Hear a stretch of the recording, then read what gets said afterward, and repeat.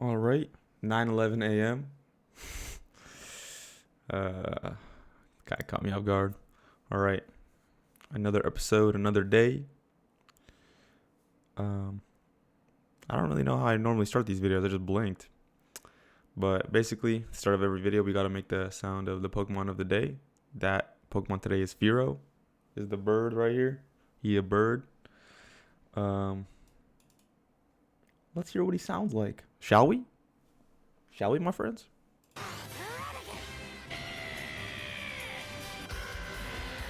Okay, so he just yells. All right.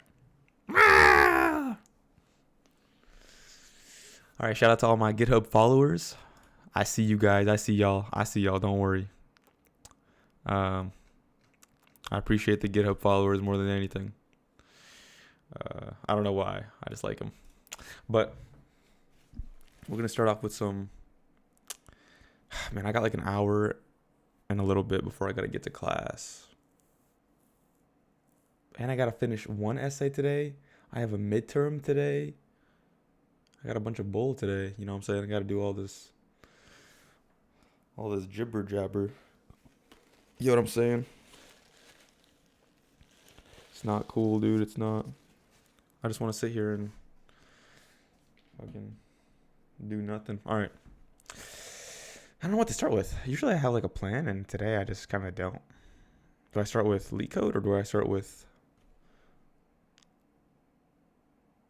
Yeah, let's start off with some Leetcode. I only have an hour though. All right, I'm gonna start doing I want to start doing what I've been putting off for a long time. Because yesterday, everybody, let's take a look here. We actually just hit 200 problems yesterday. 200. I mean, full disclosure, I had like 100 and something before I started this YouTube channel. But in the past 21 days, I think I've done quite a few problems. That's pretty dope. But the thing I've been putting off is the dynamic programming. I've actually done these two problems, but I don't really remember how. So we're actually going to just redo them. See, it says solved right here. So we're going to redo these problems because that's what good people do, you know? Because I didn't really understand them when I did them. You know, I hit that Leetcode, steal the solution. So let's just get started. By the way, these problems are easy. Cap. These are mediums, bro. I'm not even trolling. All right.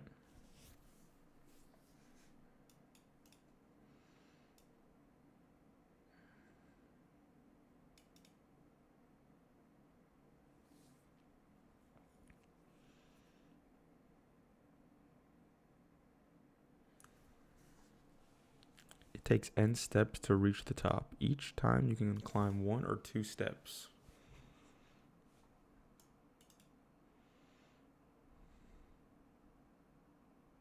Each time you can either climb 1 or 2 steps.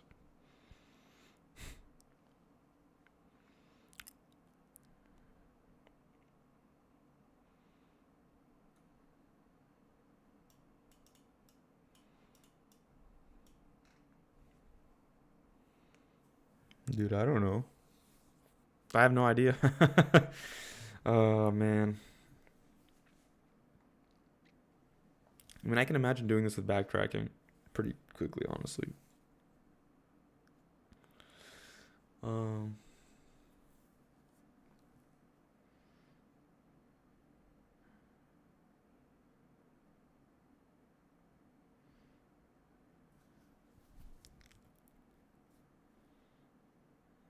Dude, I have no idea.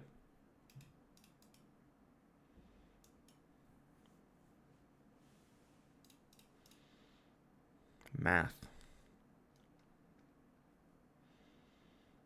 Okay, 1 1 2 1 1 1 1 1 1 2 2 1.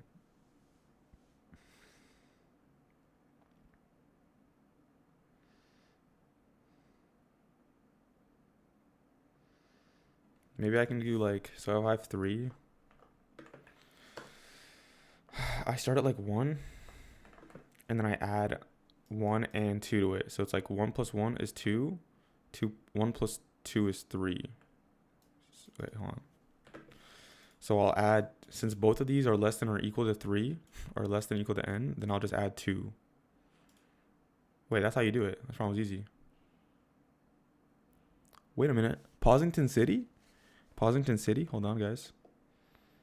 Posington City, bro. Yeah.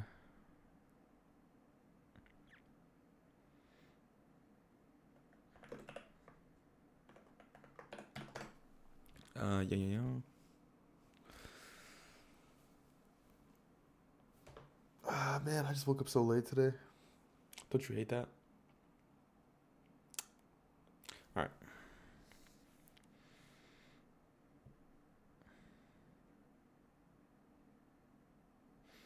All right, if I plus 1 is less than or equal to n, res plus equals 1. If I plus 2 is less than or equal to n, res plus equals 1. Is that how you do this problem? Oh, it's not.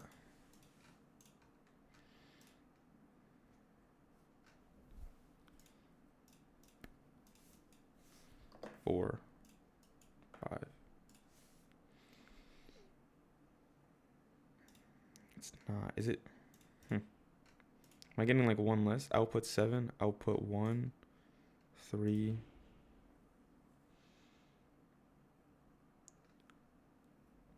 That's weird.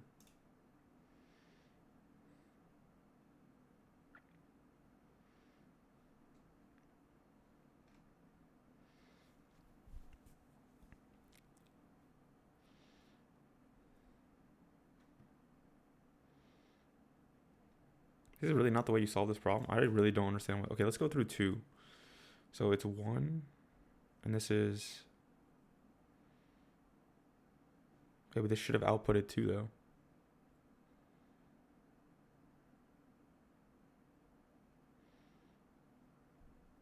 One plus 1.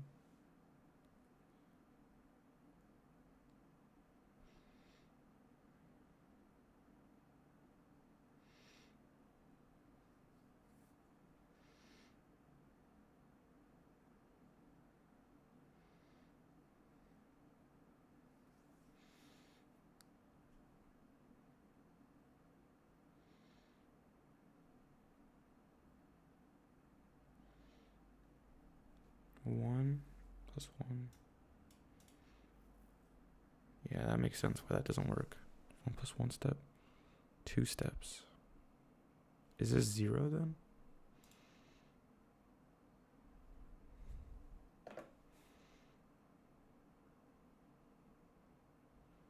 Just to n.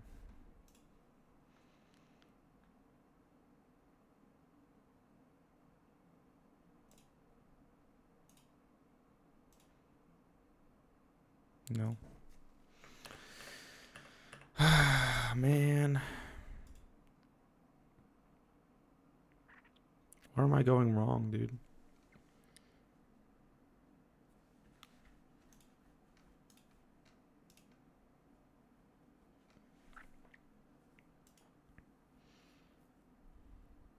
If this was n, what happens? No, don't submit, you stupid. Bruh.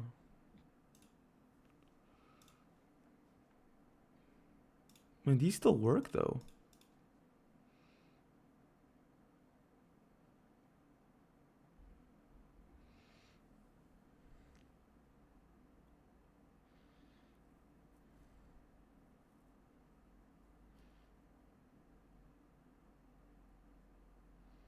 Oh, is this plus equals 2?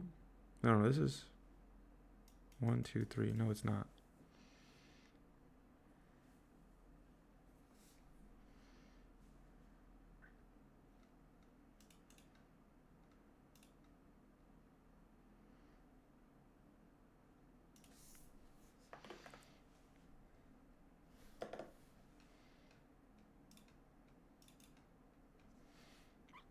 I'm just kind of maybe like... How is this getting 3 then?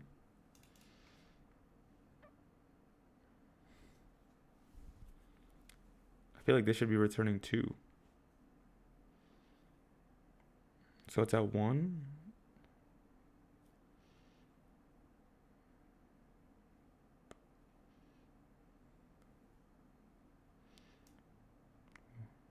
One, 2, 3.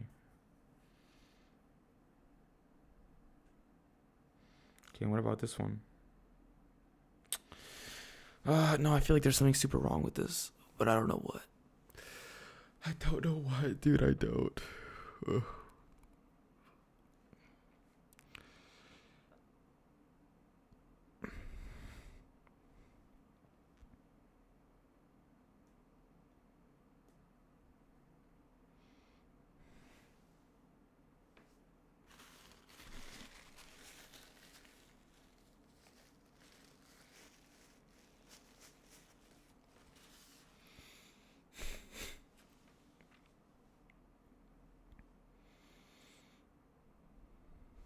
What if these are both less than?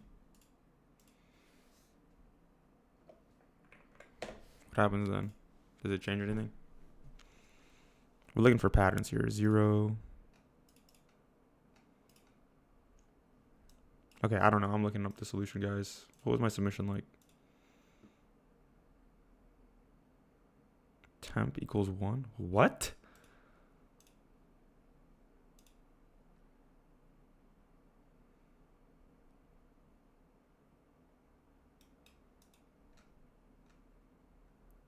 Oh, it's the Fibonacci sequence, is it not?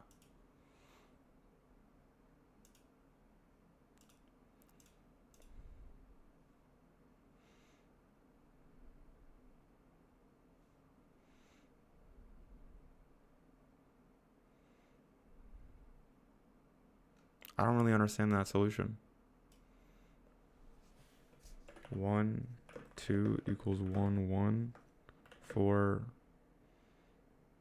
I in range 0 to n, right? N minus 1. Temp equals 1.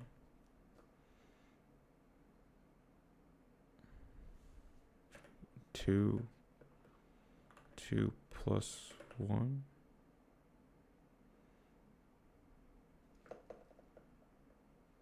Wait, what?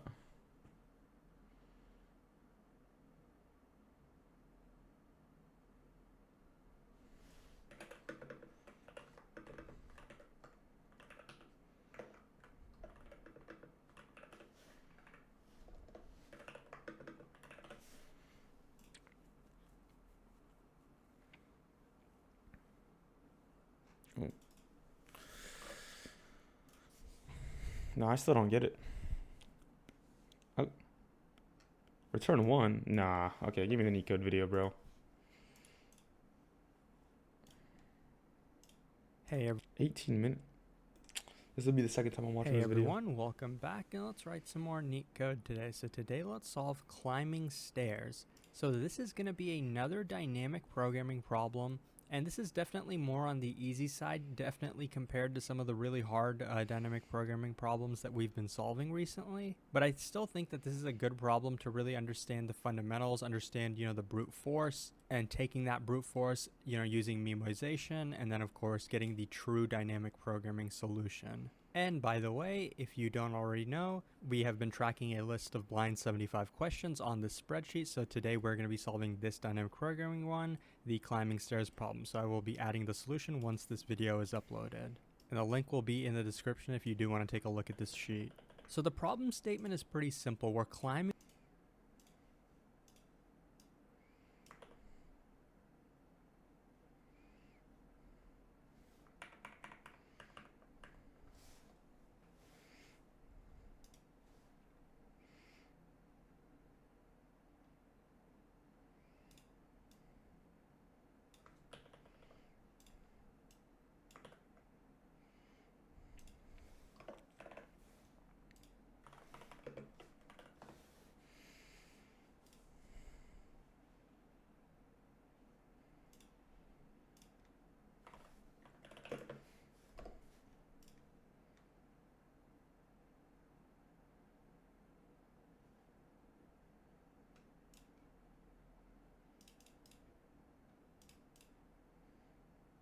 That didn't work.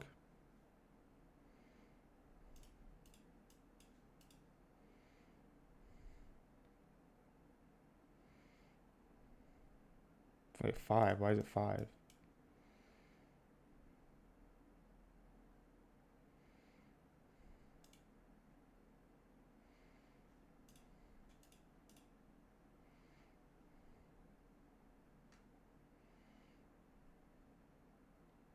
Anyway, getting distracted. Climbing a staircase, and it's going to take us n steps to reach the top of the staircase.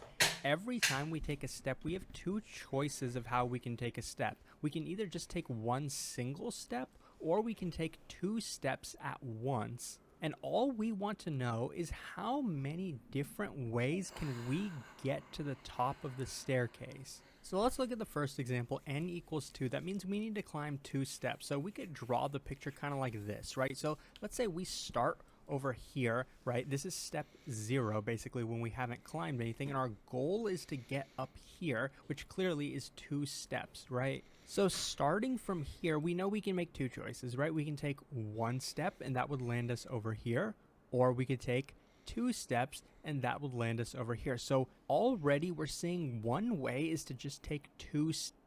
Oh, oopsie. I've solved a lot of LeetCode problems. Hey guys, I'm still unemployed. I've solved a lot of LeetCode problems. Damn, that's a lot of Leetcode problems.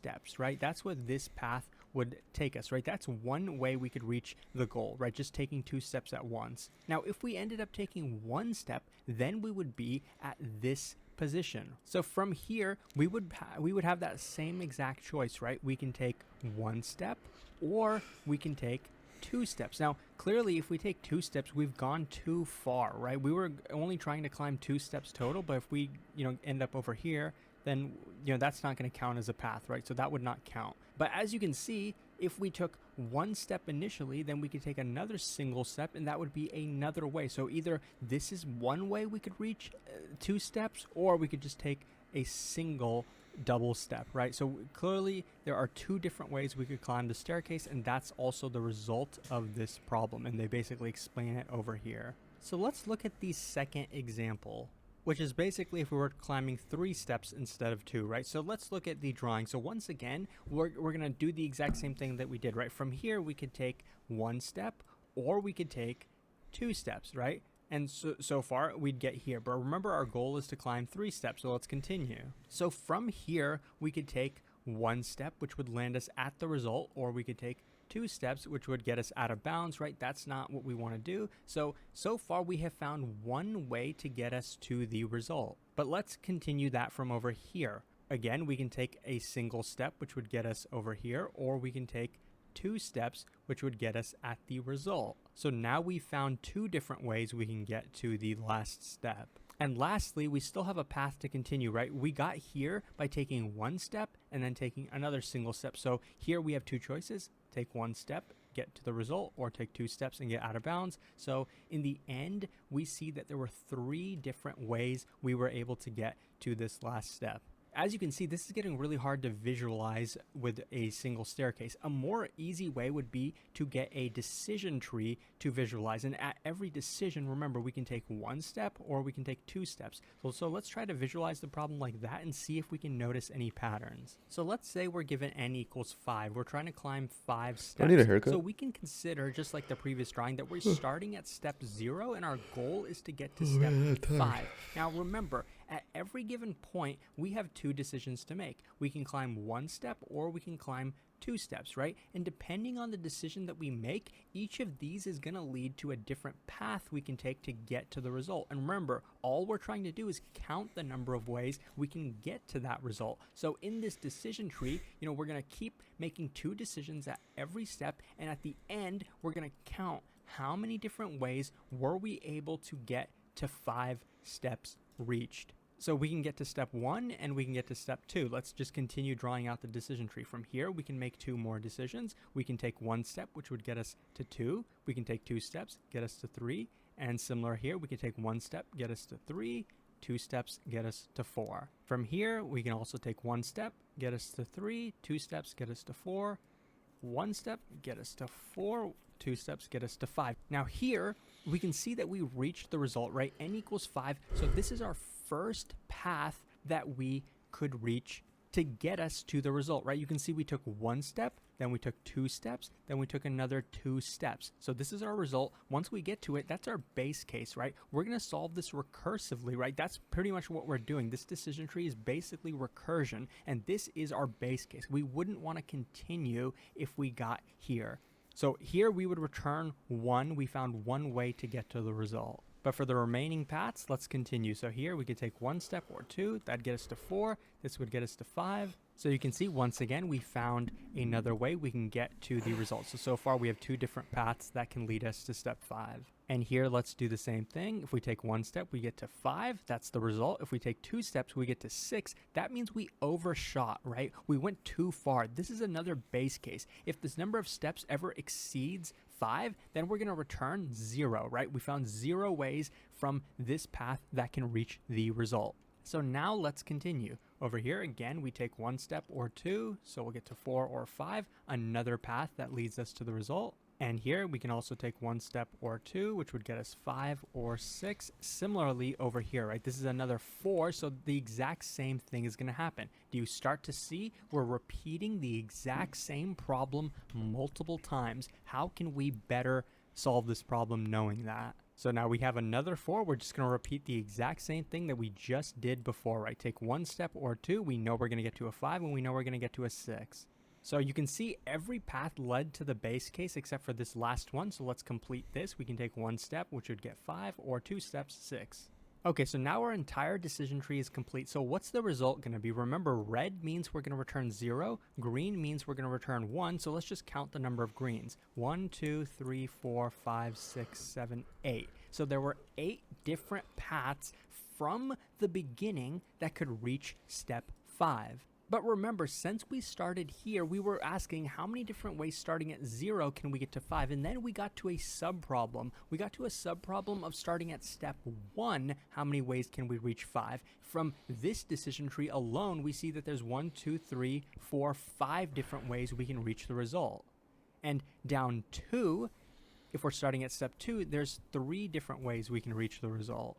Now, if you solve the problem like this, basically using recursion, and you could probably do it with depth first search, because this is basically a tree, and what would be the time complexity of that? Well, clearly, you can see that we have 2 decisions each time, so it's going to be 2 to the power of the height of this tree. What's the height going to be? It's going to be roughly n equals 5, right? You can see that this is going to be the longest path, so that's roughly the height. So the overall time complexity is going to be 2 to the power of n. That's not super efficient, but you can see here, we're repeating the same problem multiple times, right? When we get over here, we're asking how many different ways, starting from 2, can we get to 5, right? And down this decision tree, we found, yes, there were... The problem is I understand what he's saying conceptually. It makes memoization. What does this word mean?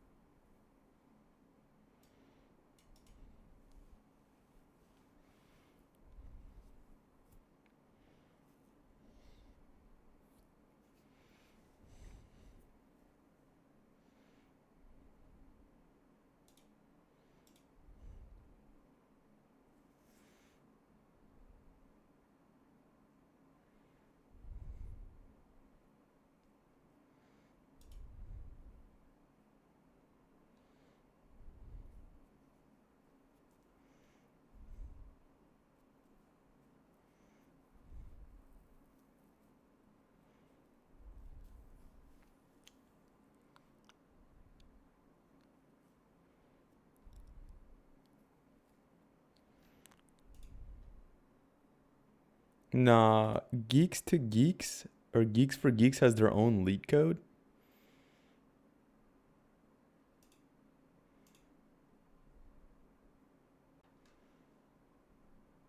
14K? I mean, that's a good amount. People really be on that? Oh, wow.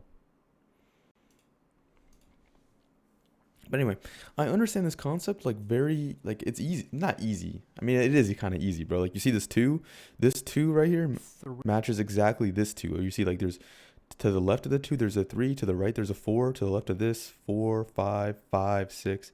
Here you see 4, 5, 5, 6. It's the same thing that's happening here. That's happening here, but like actually coding this up is impossible.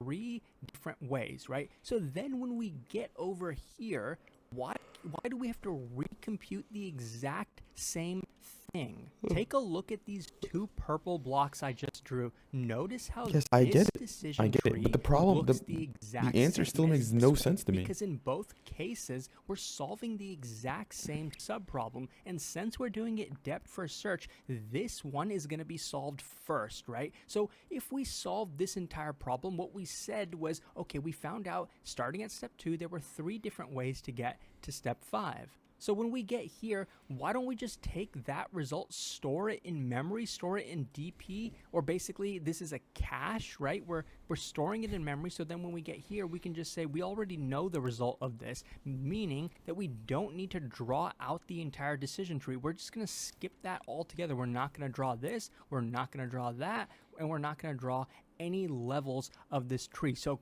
as you can see, I'm eliminating all that repeated work by saving that solution.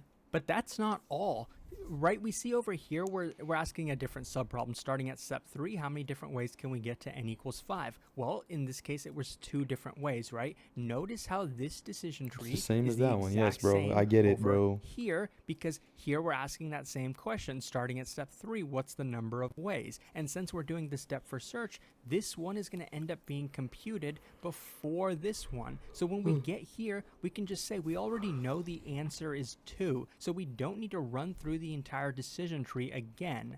So in this case as well, we can eliminate that repeated work. So I'm just going to cross this entire thing out. And we're not done yet. See over here, we're asking starting at step 4, how many ways can we get to 5? That same problem is over here. Notice how they have the exact same decision tree. This one is going to be computed first because we're doing depth first search. So once again, let's eliminate this repeated work. So now you can see when we do eliminate all that repeated work, this is what our decision tree ends up looking like. And this is roughly O of n. This is linear time solution. Reason being, we're only solving each subproblem once, right? So we know that the first subproblem, the original problem is starting at 0. Then we get a subproblem of 1, 2, 3, 4, all the way to 5, which is our base case, right? So each of these subproblems is just being solved once. N is 5, so overall the time complexity is big O of n. And this is basically the dynamic programming solution where we are caching the result, aka memoization. So we're using memoization. But this problem can actually be solved with a true dynamic programming solution. As you can see, starting at the result, the result of 0 depends on the subproblem, this one, right? And this subproblem depends on another subproblem, which depends on another subproblem, which depends on another subproblem, which depends on our base case. So why don't we start at the bottom, solve the base case, and then work our way. Started from the bottom, now we're here. Like Kanye, or whoever made that song. Up to the original I have no idea who problem made that song. at 0, right? Why don't we start I at can't the play it bottom, or else I'm gonna work get our way copyright strike. up? Started from Drake. That's embarrassing. This is called a bottom-up. This is called a bottom-up dynamic programming approach. So that's what I'm going to show you. We're going to start at the base case and then work our way up. So remember, we're starting at position 0, and our goal is to get to the 5th step, right? Each time we can take 1 step or we can take 2 steps, right? So I'm going to be storing our result in an array called DP. So we're going to have a position in DP all the way from index 0 all the way up to index n, which is going to be our input value. Wait, my OBS is screwed up. What the fuck?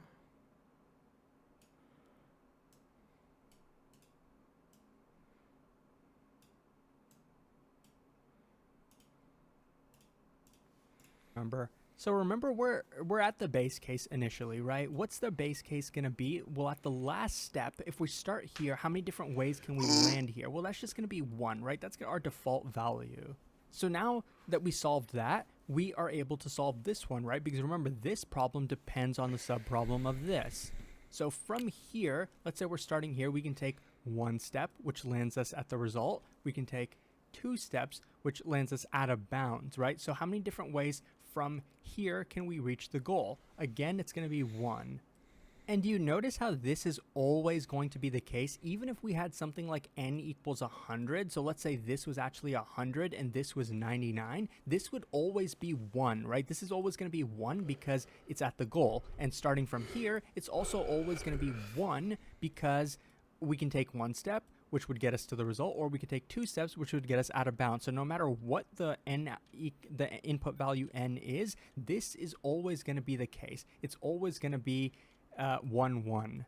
Next, we're going to get to the interesting part. So then we want to know, okay, how many different ways from here can we reach 5? Well, this depends on 2 subproblems which come after it, right? So we can take 1 step over here or 2 Oh, so you got to add these or what? steps over here, right? So, and then we get to the subproblem, right? So from 4, we don't need to continue to figure out how many different ways from 4 can we get to 5, because we just computed that. That's why we're using dynamic programming. That's why we have this array, because we already computed starting at 4, how many different ways can we reach 5? And we also, starting at 5, how many different ways can we reach 5? That's also 1. So what we're going to do in this value is basically take these next 2 values, add them together, 1 plus 1, and then we're going to get 2 over here.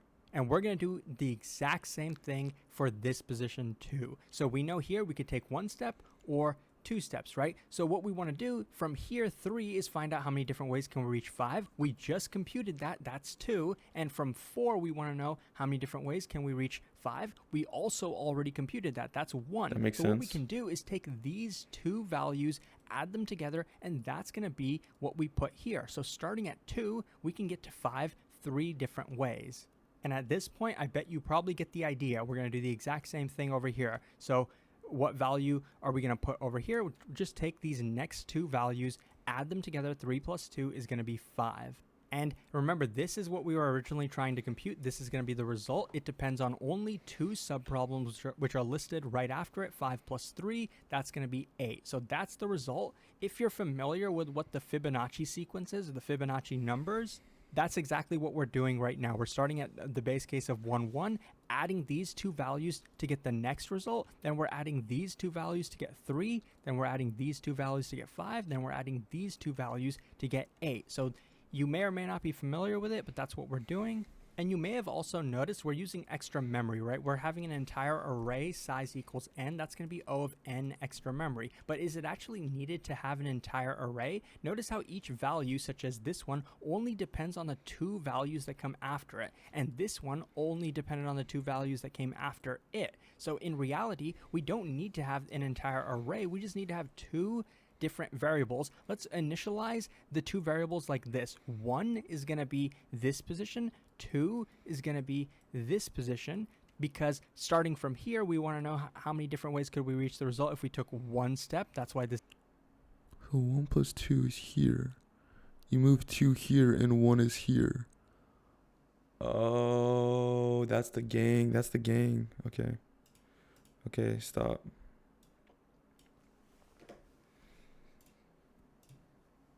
Got it.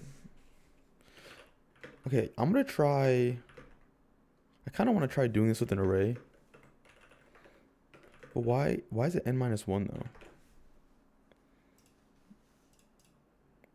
Oh, it can just be 1 to n. Okay.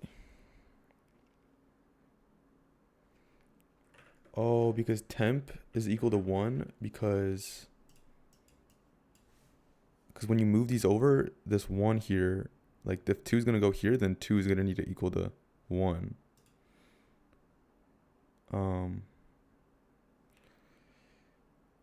But you also need to add them. Like you need to add these together to move 1 to the left.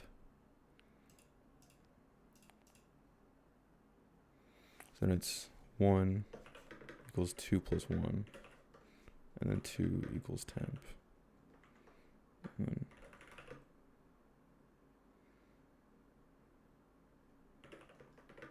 but then you need to like do something. You need to add them together.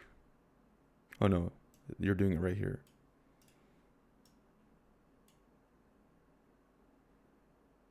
Are you serious right now?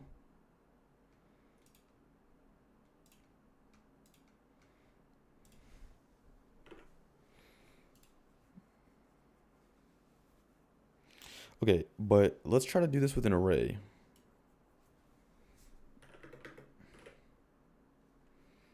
So it's gonna be, no, it's not gonna be backwards.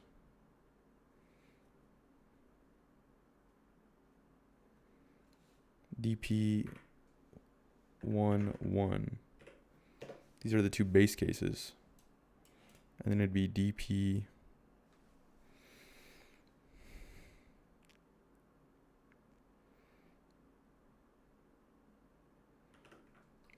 dot append DP at spot -1 plus DP at spot -2 and return DP at spot -1. Is that right?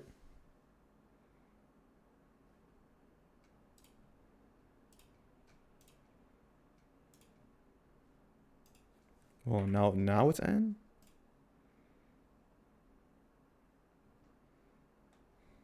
Yeah.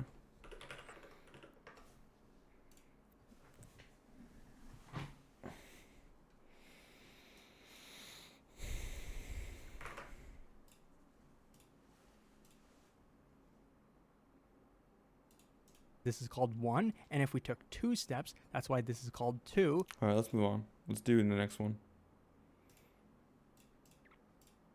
I mean, I've already done both of these easy problems. That's the worst part. Like, I've like low-key done them.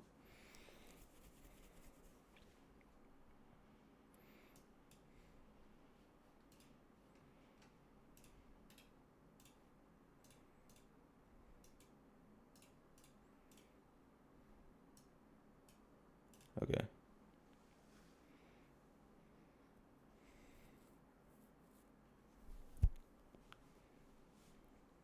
Cost spot I is the cost of the ith.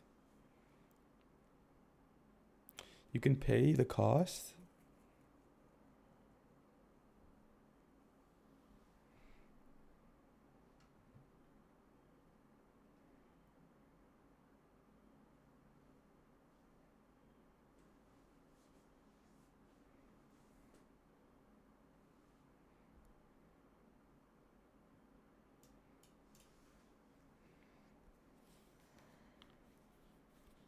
Wait, what?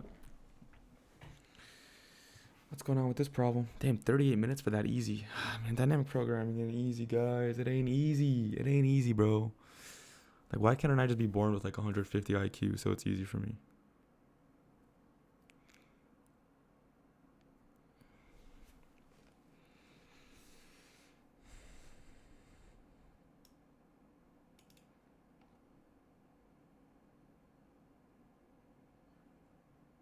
You can either climb 1 or 2 steps.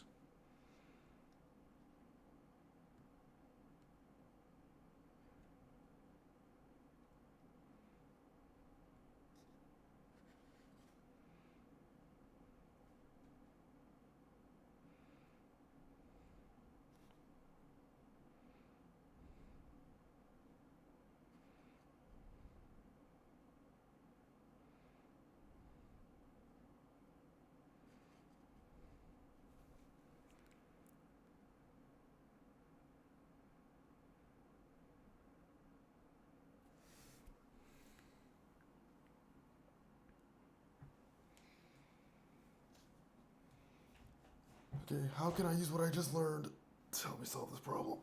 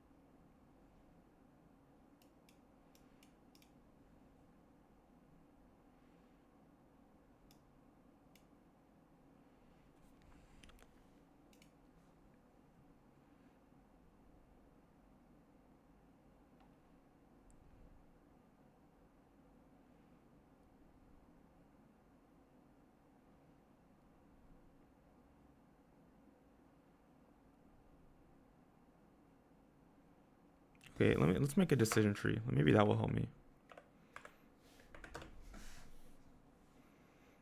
All right. So we got this one. We can either go. Well, there's two trees.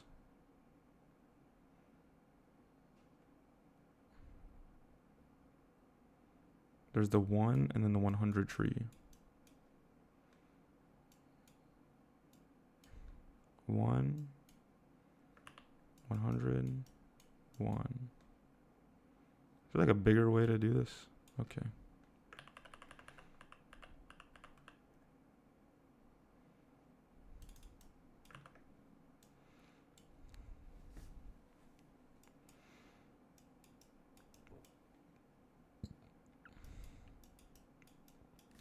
Man, I wish I wasn't such a shitty drawer. Okay. I'm gonna beer all day. 100, 1, 1, 1. Well, let me just do this like left one first.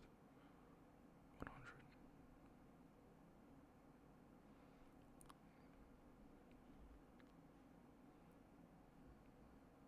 1, 1. 1, 1. 1, 1.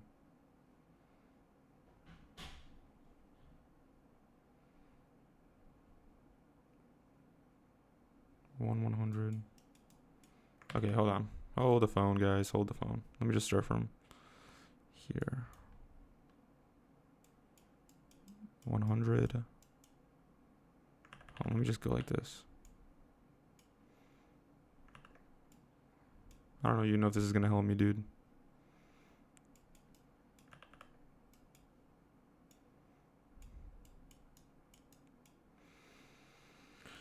One, 1, 1, 1.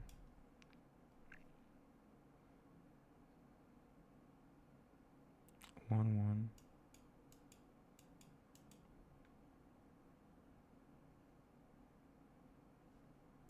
1, 100. This is not helping me, dude, at all.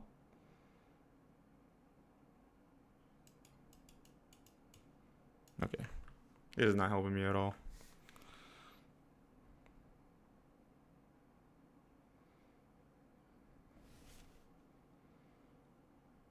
Okay, let's do the top one maybe.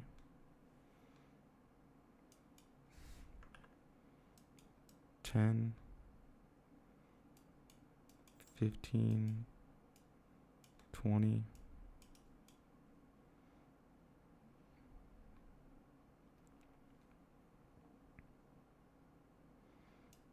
20.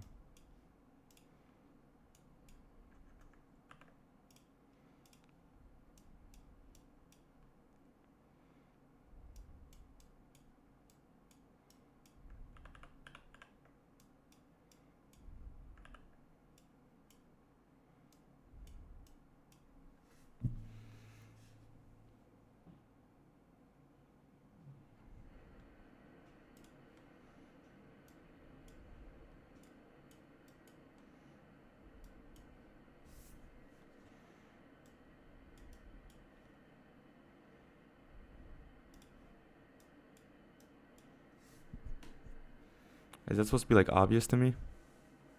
Like, yeah, from like looking at this, like obviously you just want to start at 15.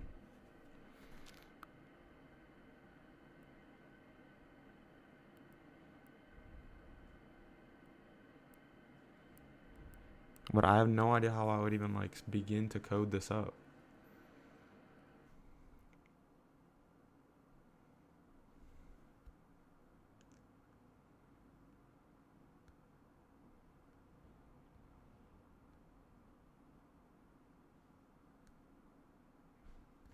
Well, I guess it wouldn't be. I really don't know if this is helping me. I guess it wouldn't be 15. It would be 10. 10. It would be 25. And then 45. And then this would be base case. Instead of that, I'll just do a circle. Circle. 10.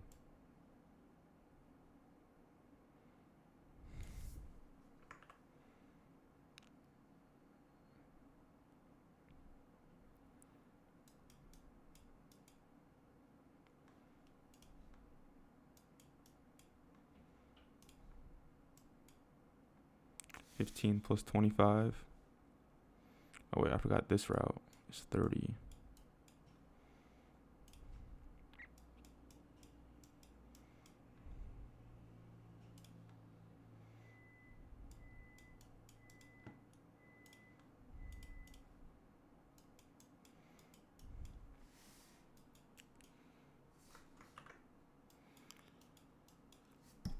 So we can see that 15 is the best one. But where's the repeated work at in this one? I guess right here. On this left one.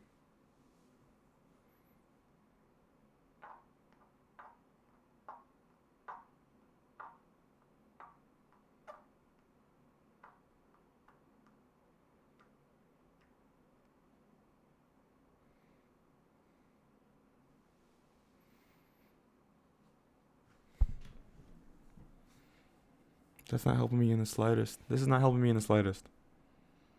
I really just try to draw this and now I don't get what's going on.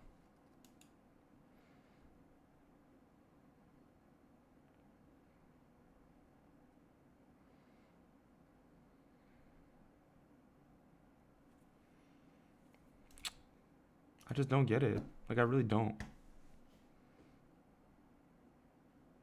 Like, I don't get it at all, in fact. Like, I understand the previous one, I'm pretty sure. But this one is like, go here, here, from here to here, from here to here.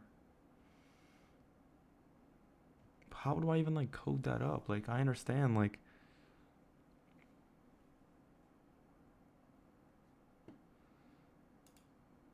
is the array, like, look like this? Like, 10...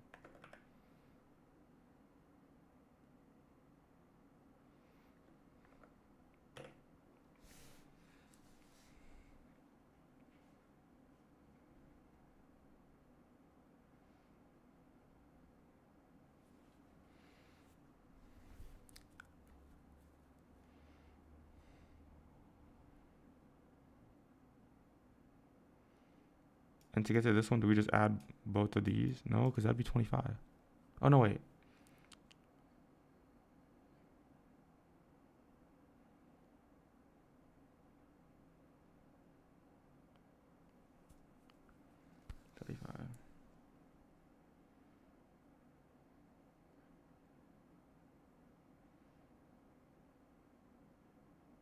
Is it whatever is cheaper? Because I want this to array to say 10, 15, and then it should say 35. Because it takes, the cheapest way to get here is 35. Oh, no, it's 30. From here to here is 30.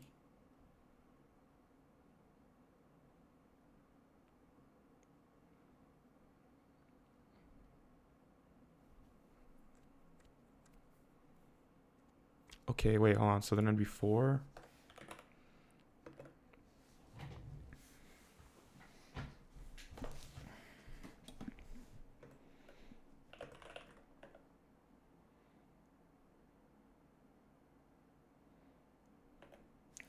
I guess it's not 15. It'd be cost at spot 0.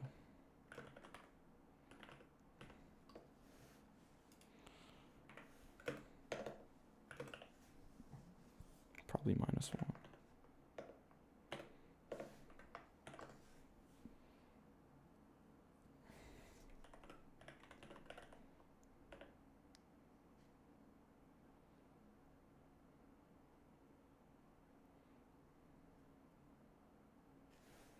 Is it 2? And it's not n. Len of cost.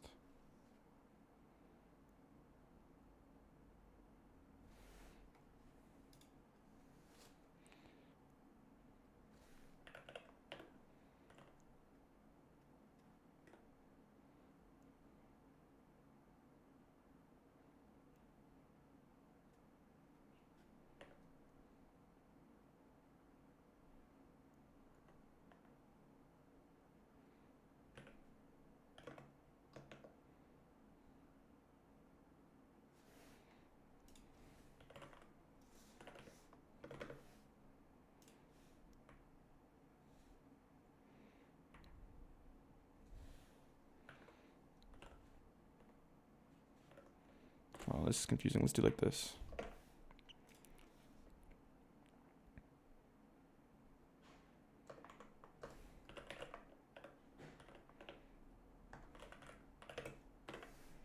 Honestly, we're just experimenting right now. We're really trying to understand the DP. It's 30. That's accurate. Let's look at this one. 6. It's right here. Wait, return min of DP at spot -1. DP at spot.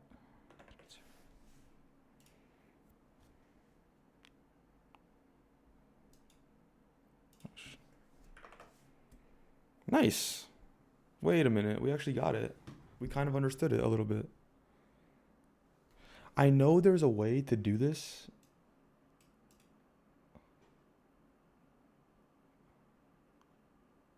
Huh. That felt all right. The fuck? I know there's a way to do this without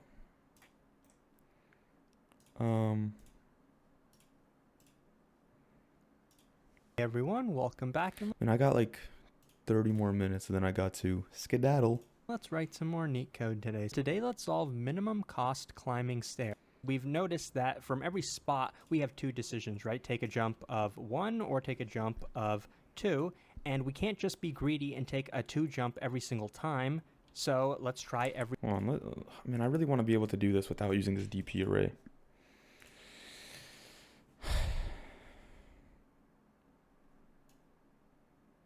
Okay, let's do 1, 2 equals cost at spot 0, cost at spot 1, okay?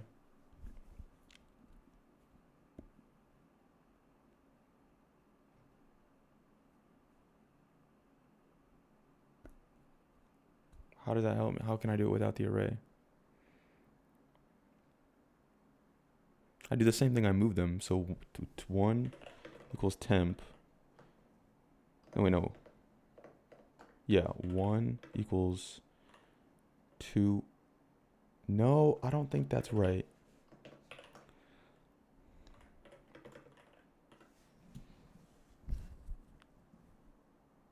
That's not right.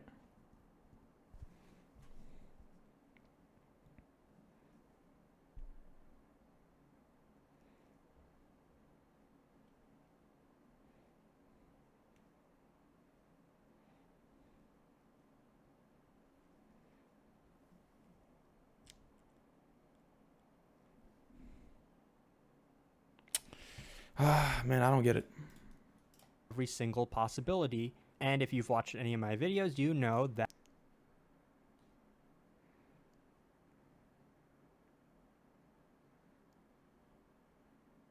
Oh, he does use the array. There is no way to do it without the array. Okay, thank God, dude.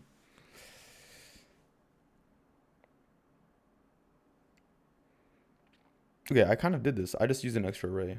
Let's just watch it. that we like to do decision trees when we're brute force.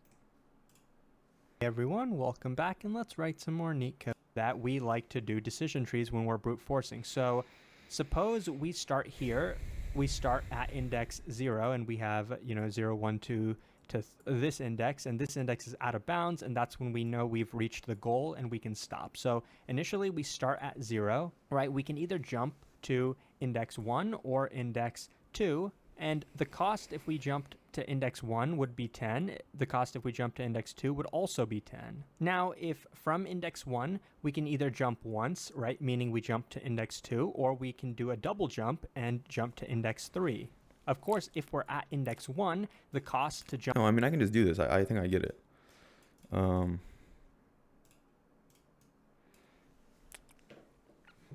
I think you can do it, like, backwards. So cost at spot I, 0, 1, cost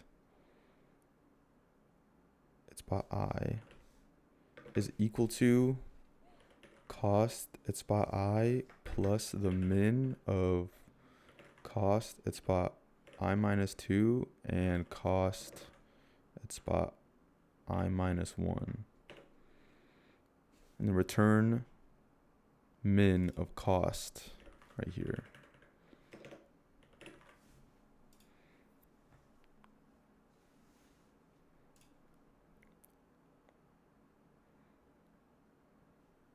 Why is it slower?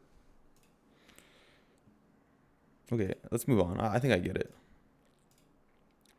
He did it backwards. I don't know why he did it backwards. Screw that. House robber. We about to be robbing them houses, boy. Am I right? All right.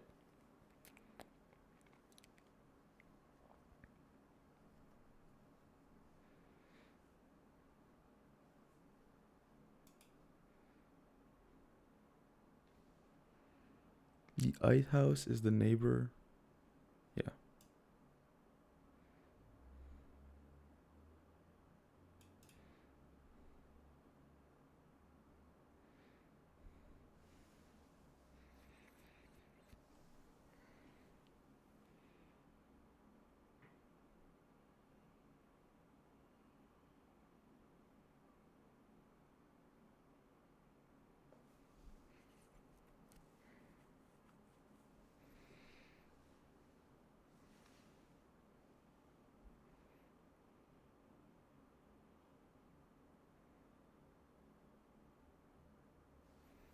Two plus 8 plus 6.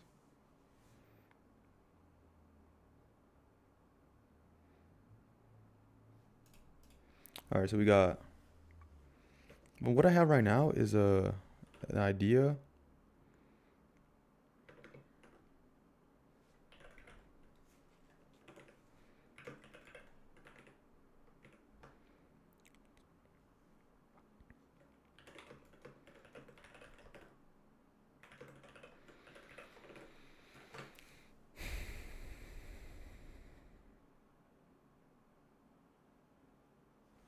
dp.append.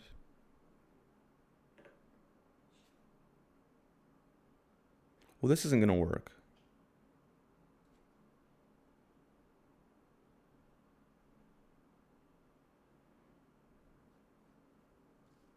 For what? How many base values do I need?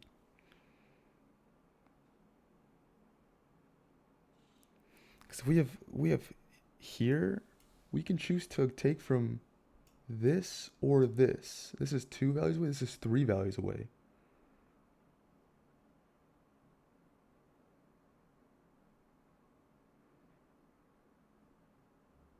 This would be 11.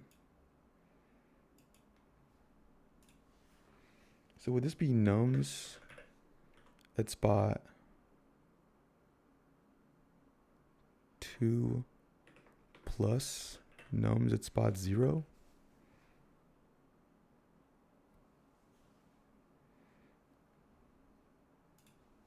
On if len of nums is less than 3. This would be starts at 3 then.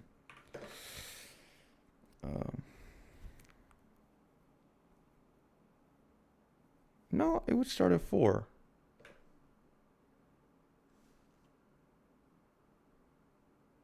No, it started at 3. Because this is 0, 1, 2. Yeah. Okay. No, wait, I'm actually going to figure this one out. On God, I'm figuring this one out. I hope I didn't just say that and then God's going to come down and kill me.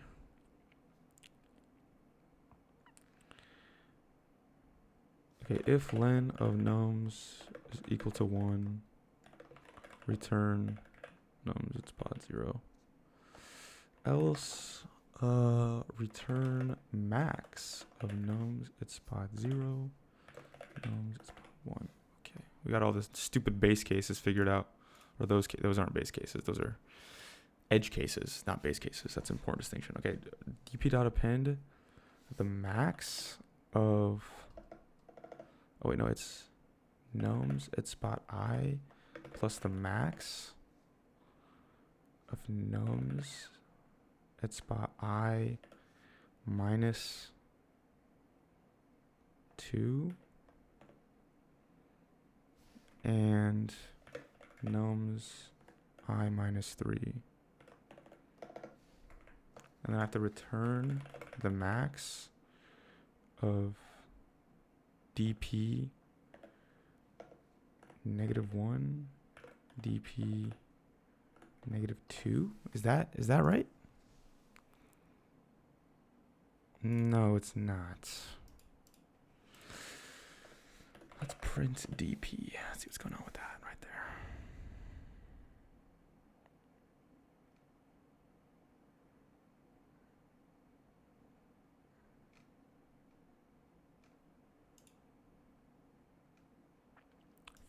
Why is it 15?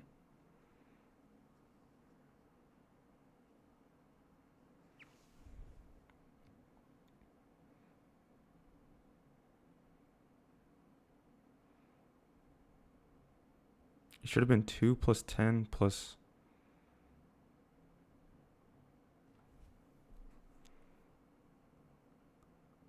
Two plus 10 plus 6.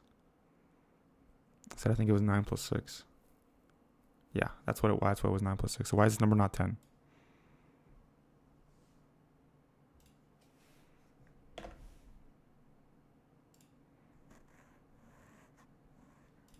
What?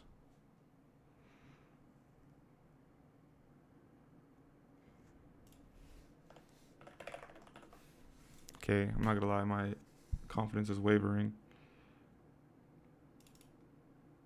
2, 9, 11. Okay, now I'm just confused. Wait, 11? Oh yeah, 11. No.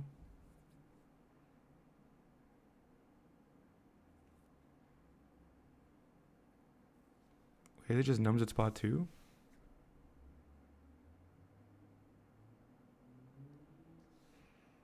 No, it's not. It should be 10.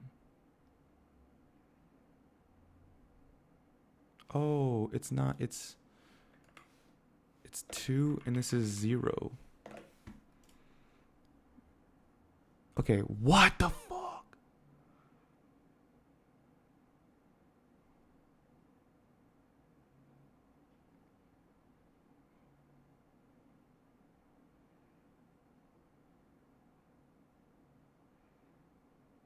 It should have looked in the max of... Huh? Huh?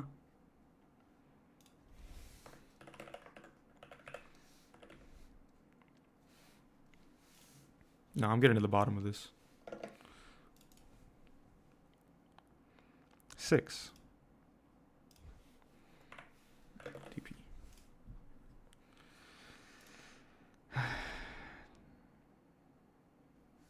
This is probably not the best order to do this.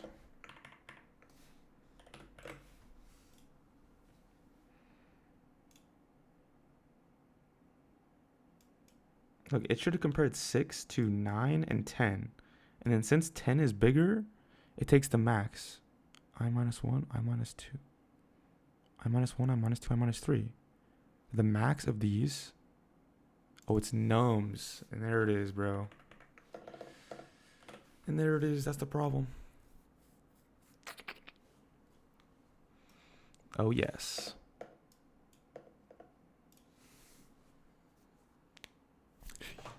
Medium solved. DP learned. All right, I'm ready for my interview. Now. Okay, if I don't have any of this, do I just get like a bunch of errors?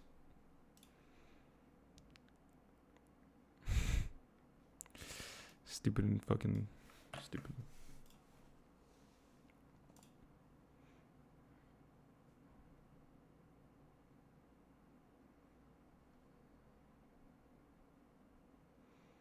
Okay, let's do this. This is house robber 1.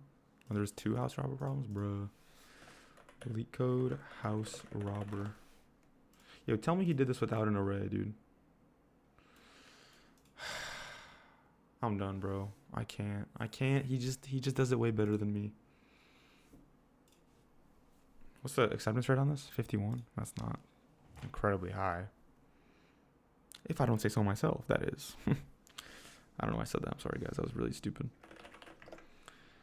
Okay. If len nums is less than 3.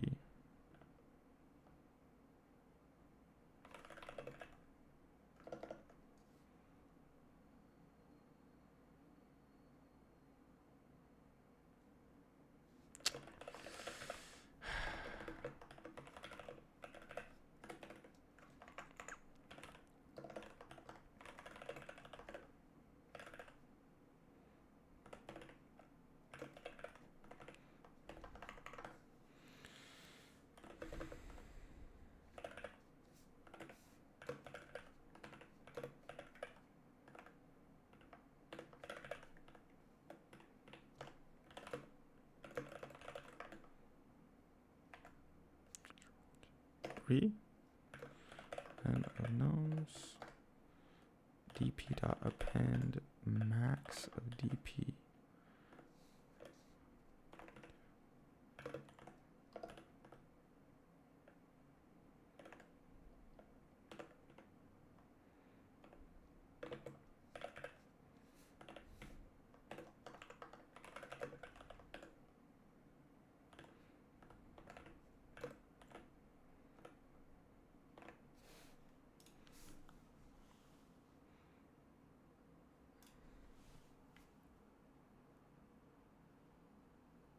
$9.84.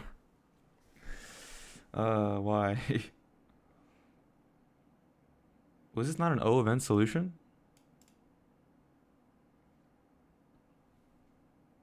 Analyze. Okay, if this is not O of N, I'm retiring. I'm not even joking. What seems to be the problem, officer?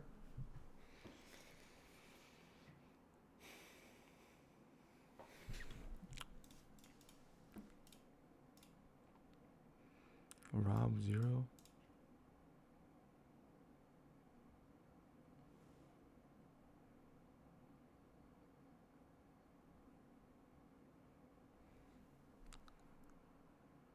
Yeah, I don't really understand his thing. Okay, let's solve Leetcode 198 house robber. In my opinion, this is such a good question to understand. Even though it's just an easy question, you can learn so much. Wait, easy question? It's a medium now. They made it in medium.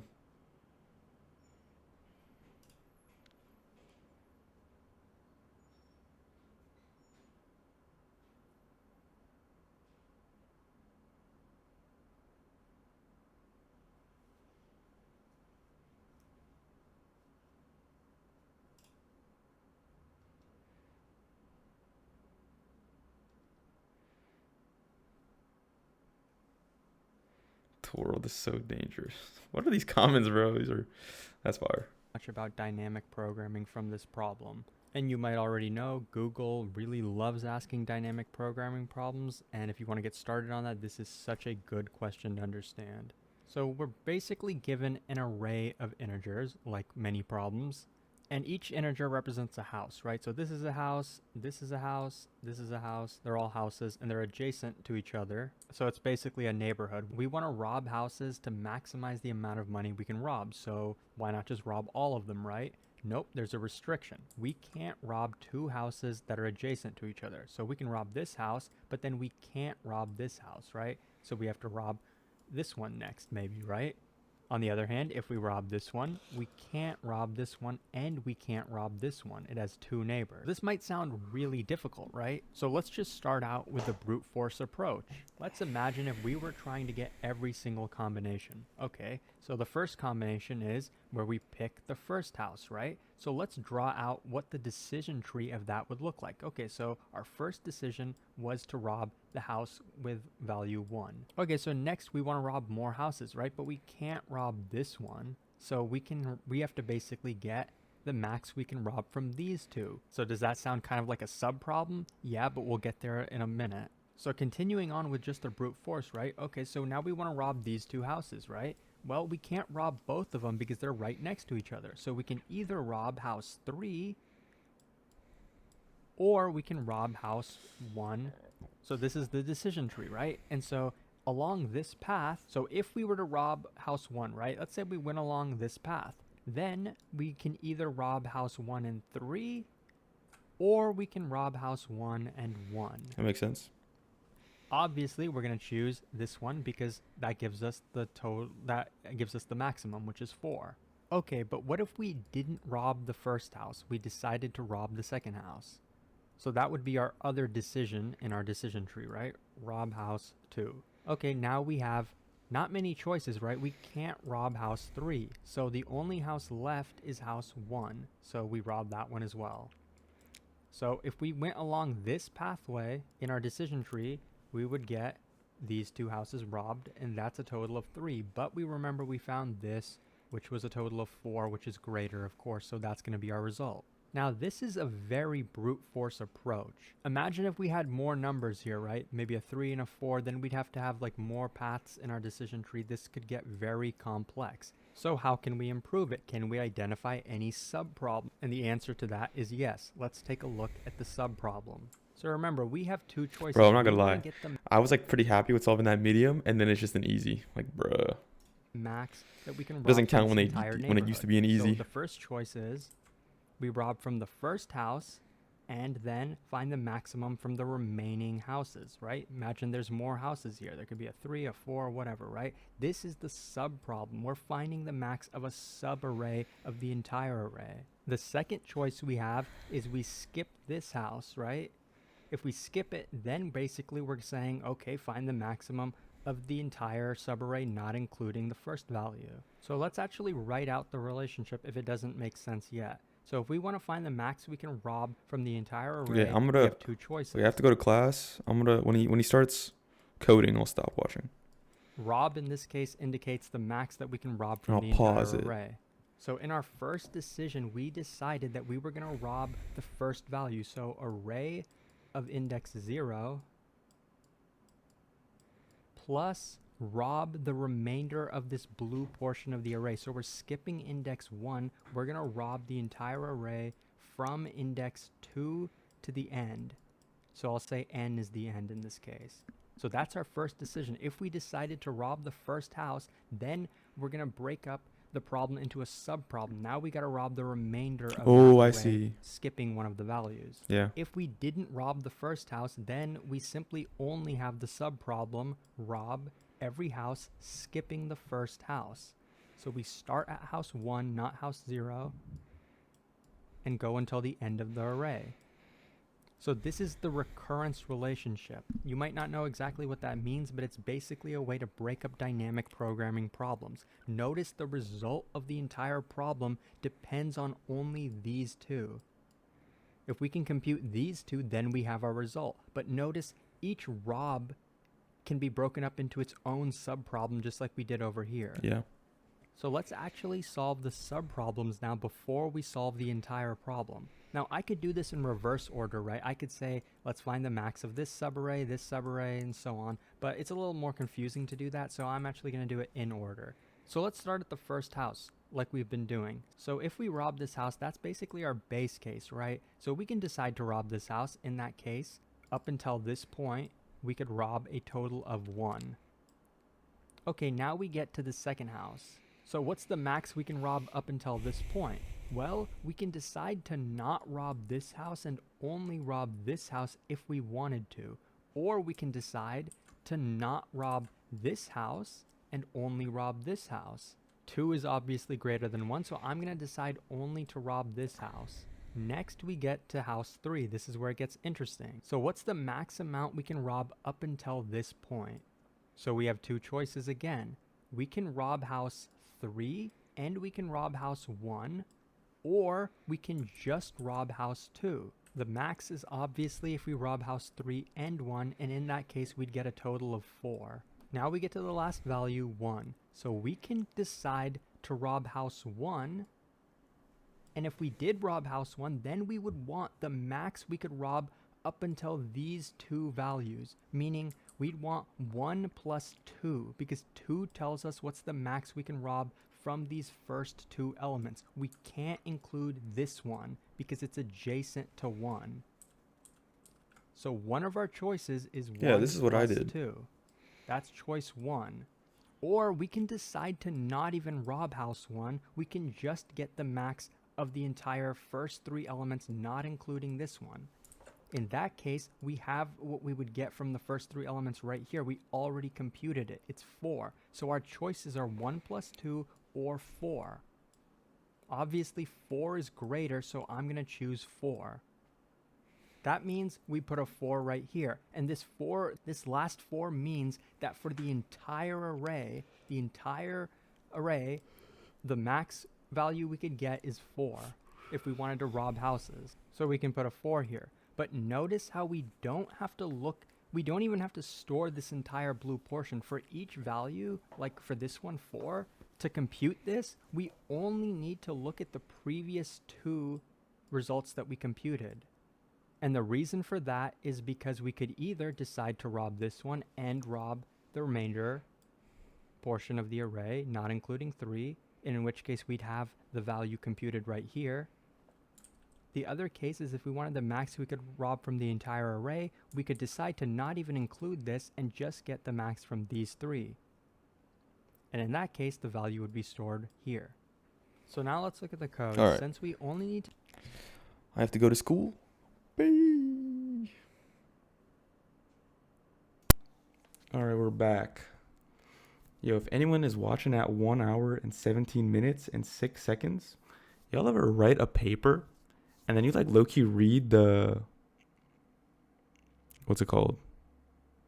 Like the prompt, and your paper like doesn't exactly match the prompt, like after you wrote the whole thing.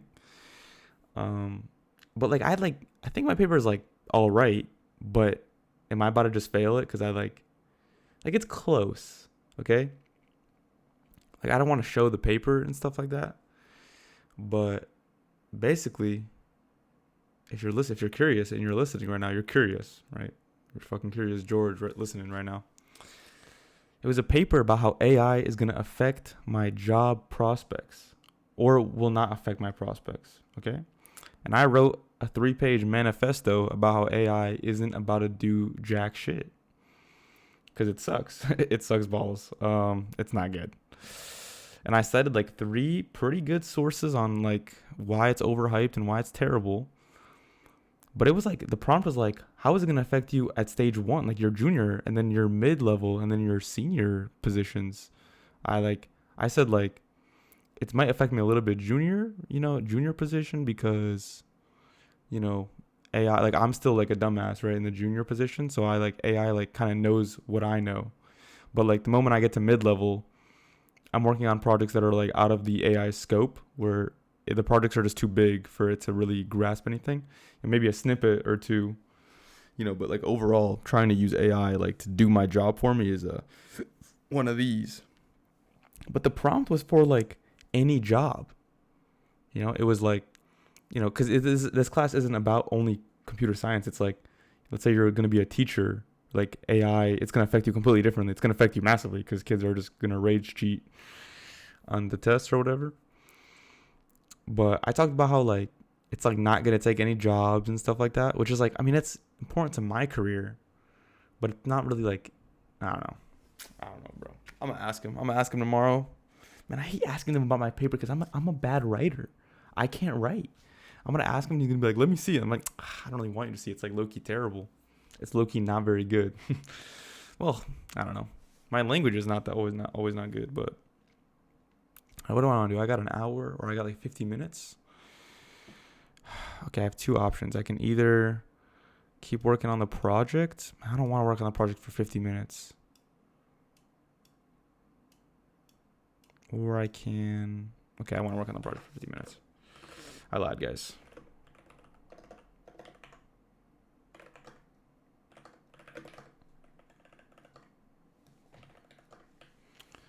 Control D, CD, make. All right. Oh, that's bright. This is what we got so far, guys. Basically, it's the game of life. For if you guys don't know what that is, I can't help you. Basically, there's some rules, and like each like iteration, like something happens. Okay. And we got like, I mean, it's working. Start, make it a little faster. Oh, iterations are going infinitely. Okay. What do I need to do though? What do I need to do? Better GUI. Speed switch, done. Rule selector. In 50 minutes, can I implement that? No. Iteration counter, I did that. Menu. What did I mean by menu? Okay, I did that. Rules. Okay, I need to do rule selector, better GUI. Man, I don't want to do that either.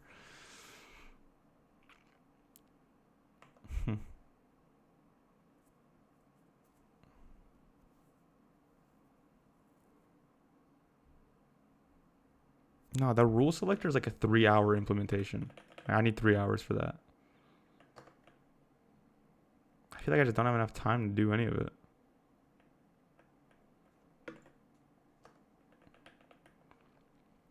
Because what I need to do is I need to change these buttons first of all. These are placeholders. They're so ugly. I'm just gonna make them like a small icon like here, and I can just click them and stuff. Oh my god. The fire alarm's going off in my.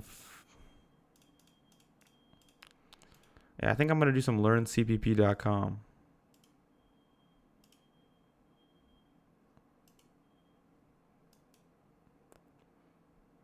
Yeah, I mean they're just not. I just can't do anything now. I need to do some refactoring, but I don't even know like what to refactor. I just know it sucks.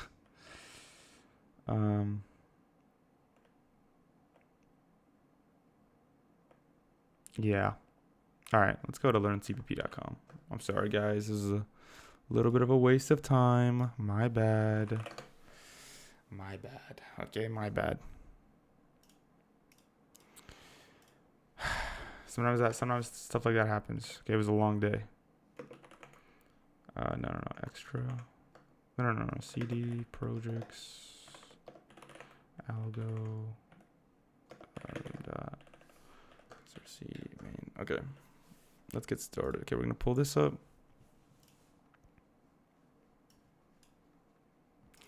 So what we're doing right now is we're on this website, learncpp.com. I'm trying to really learn C++. It's okay. It's the language of choice.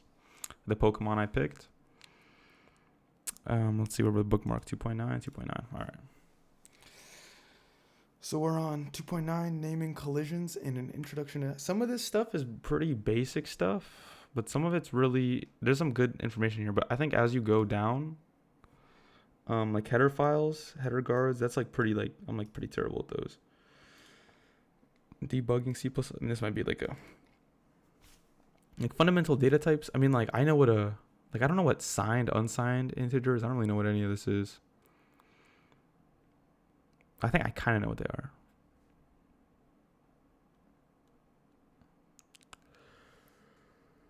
But there's let's see what we got here. Bit manipulation. Error detection handling. Type conversion. Function overloading. Where's the enum at, bro? Where is the enum chapter at? Enum. Oh, there we go. I need to learn about the enums. I don't know what they do.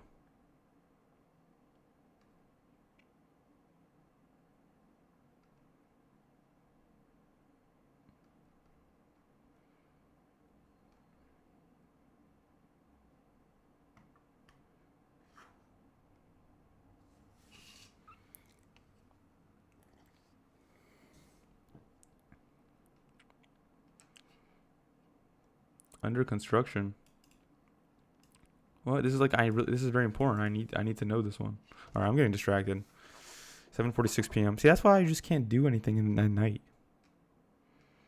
You start freaking out. All right.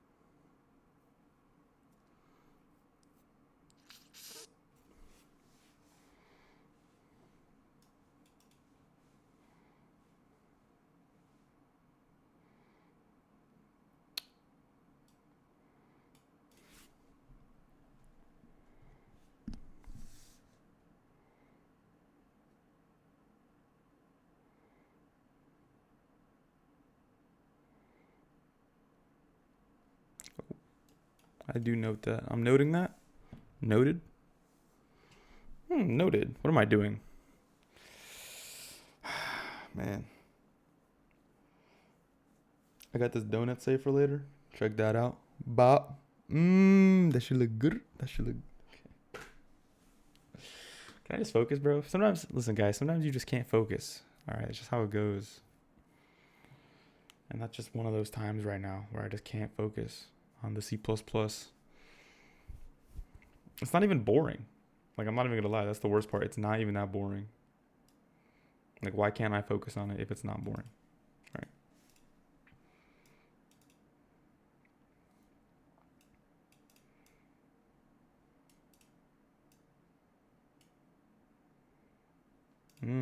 Same file, compiler error. Different file, linking error. Linker error. Interesting. Ugh.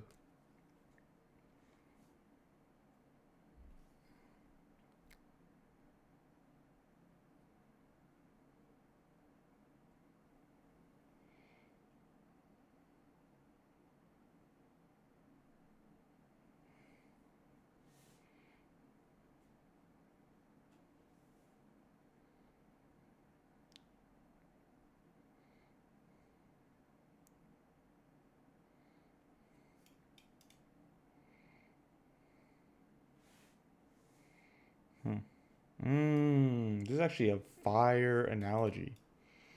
I like it.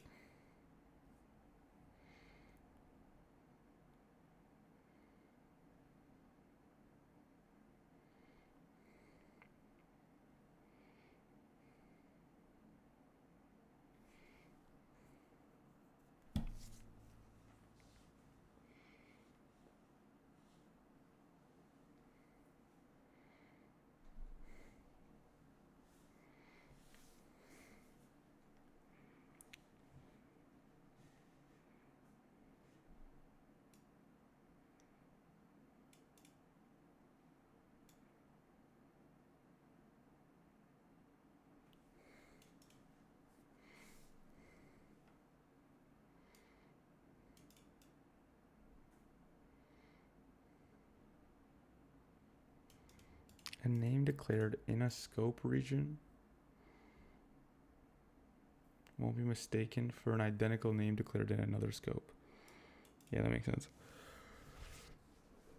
What is that namespace? I don't know what a namespace is. Oh, he's gonna tell us.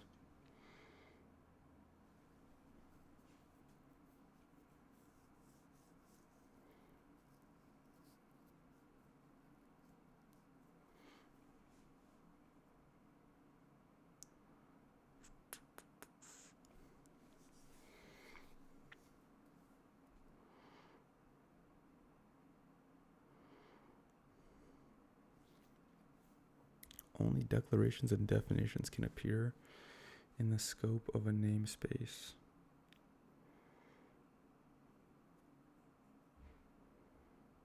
Okay.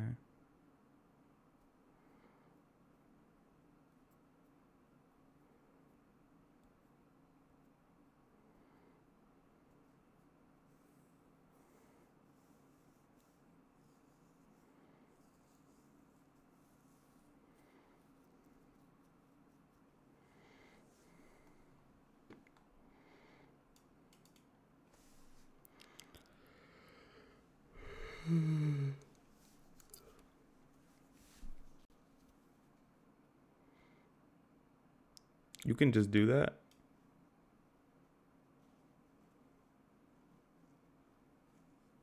Oh, but you can't do that. Oh.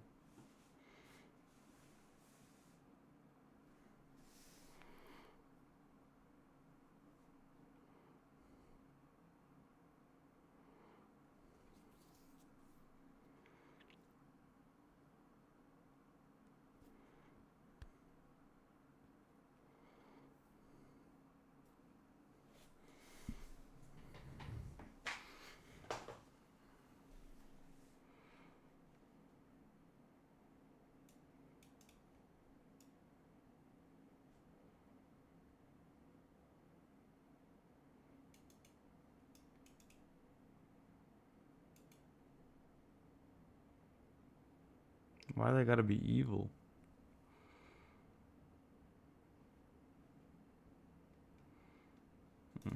Okay. Oh. Well, you can just do that? The hell? Wait.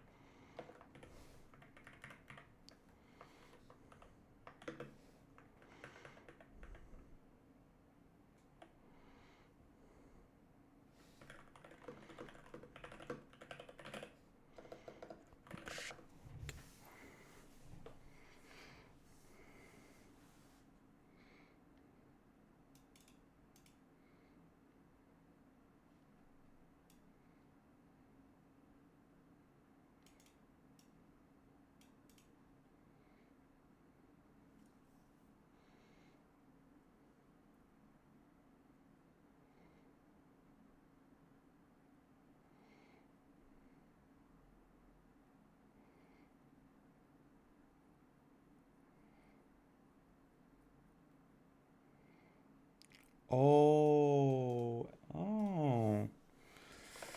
STD is...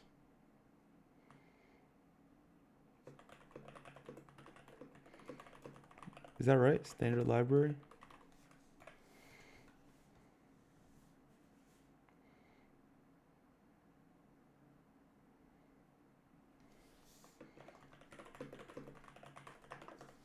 That's interesting. Is the name of the namespace that the identifier cow? Yeah. See out. Okay.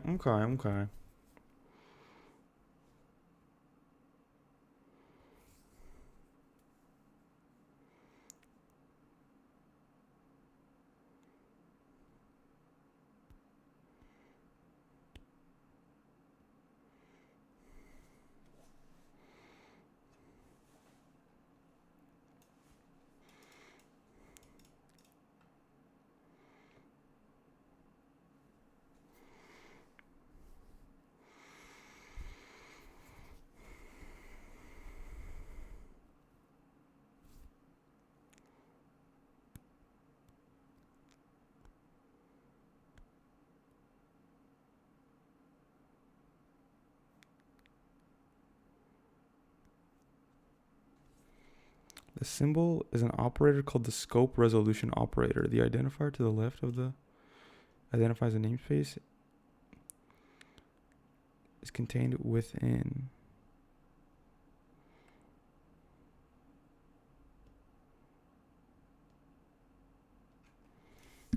Okay.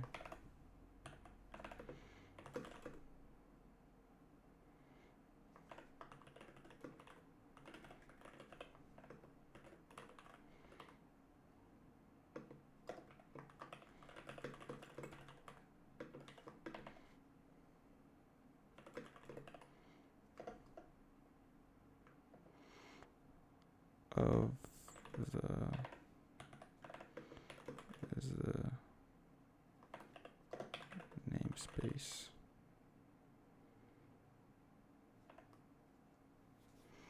Interesting. That's very interesting.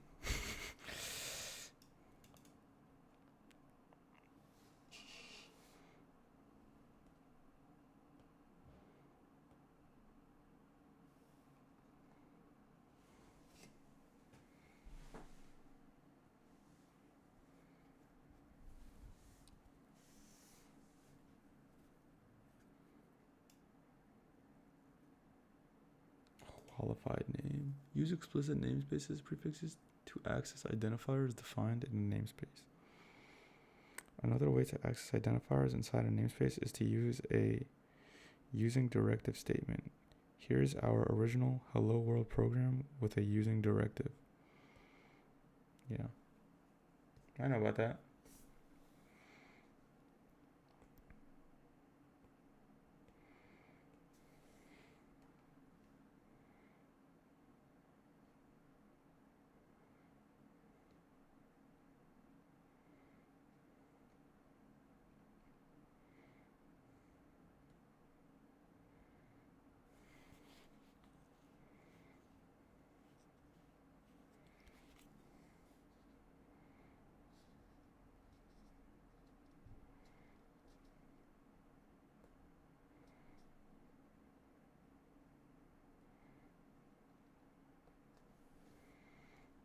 Oh.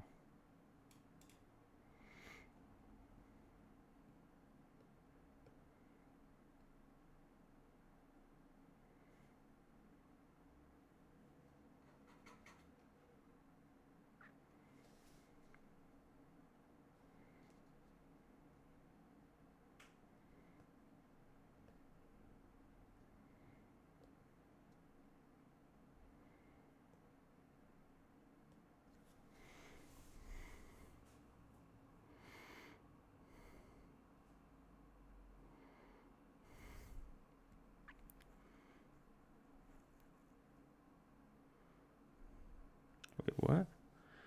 Delineate a scope region that is nested within braces. Foo is defined in the global scope. X is defined within the scope of foo.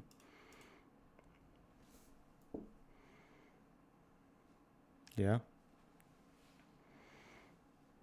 Does that make sense?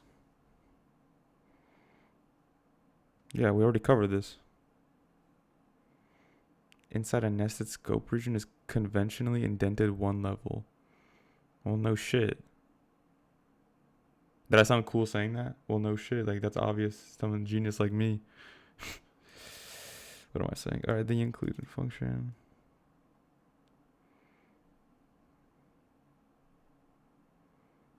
Okay, indentation, bro. I get it. We going. Let's see some of these comments.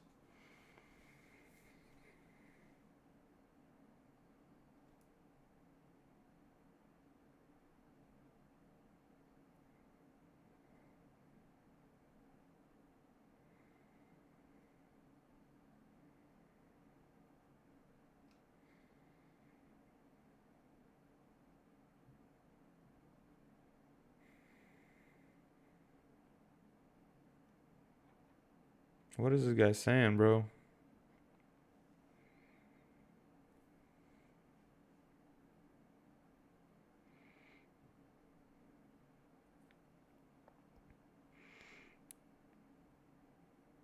Cause why this code prints 10 instead of 20?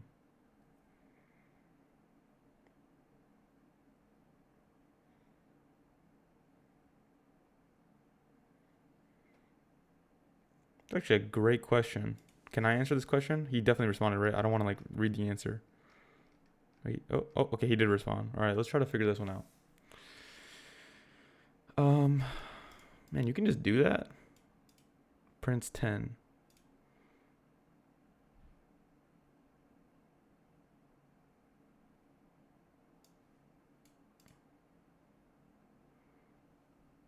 I guess you can just do that. That's just how C++ works.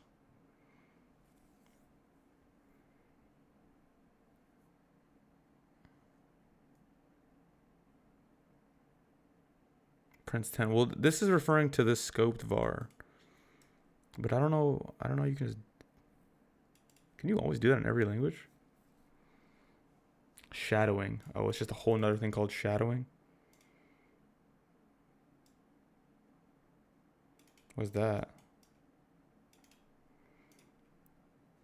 7.5. Variable shadowing, name hiding. What the hell?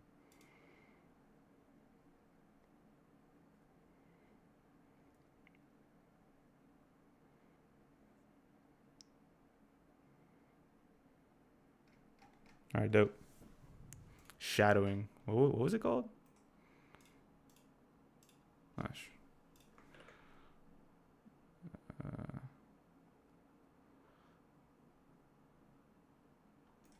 Variable shadowing. That's a cool name. Variable shadow. All right. Preprocessor. What's that?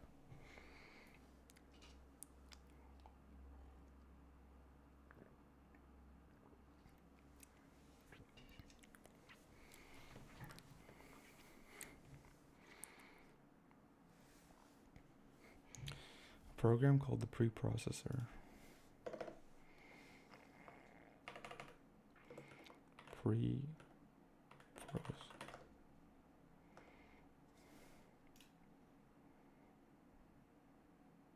Man.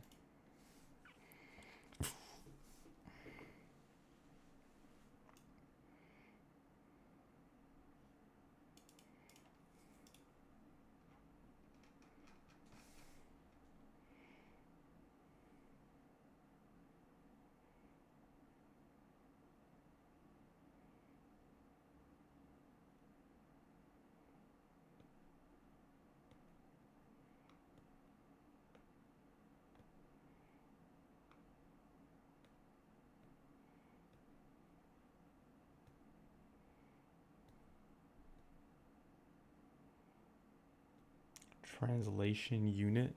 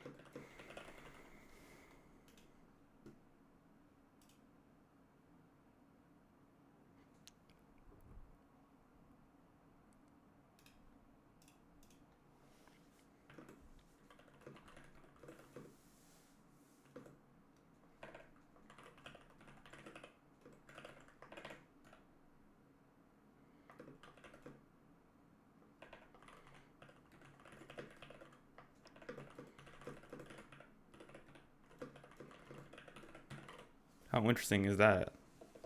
It's not that interesting. Well, it's kind of interesting. But it's like, how else would it work? I mean, I don't know. Oops. Translation phases. The hell?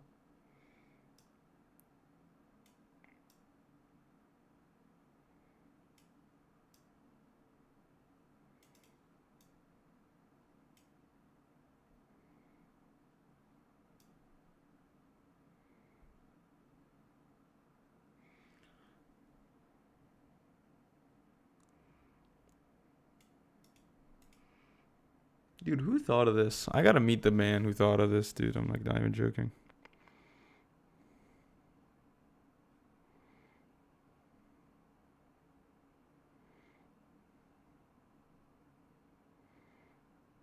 Munch? Ice Spice?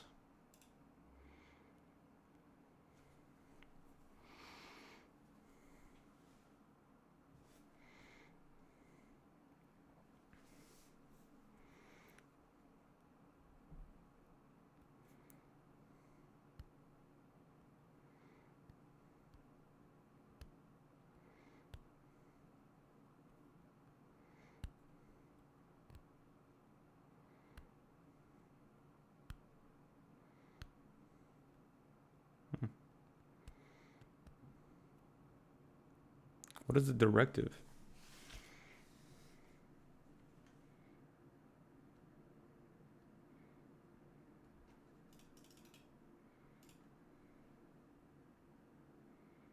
Hmm.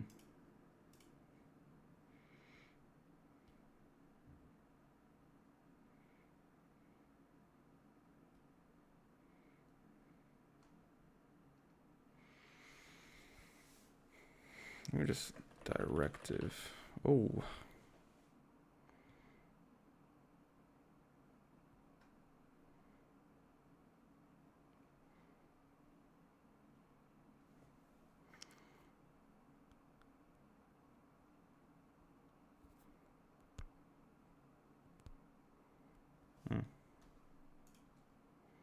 Just some instructions.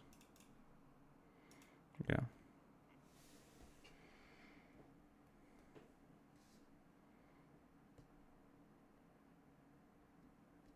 I know that.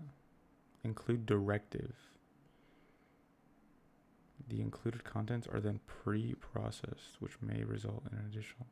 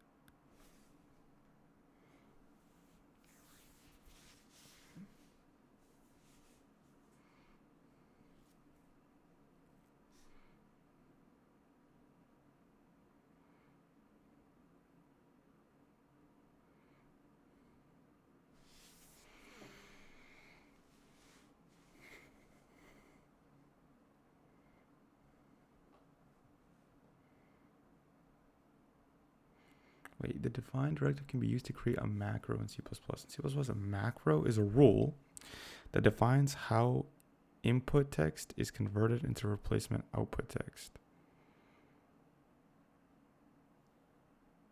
What does that mean? Object-like macros and function-like macros. Function-like macros act like functions and serve a similar purpose. Their use is generally considered unsafe in almost anything.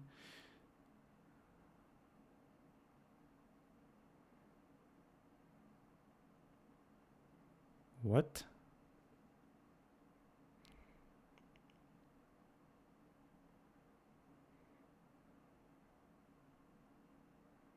They're preprocessor directives, not statements. The identifier for a macro uses the same naming rules as normal identifiers.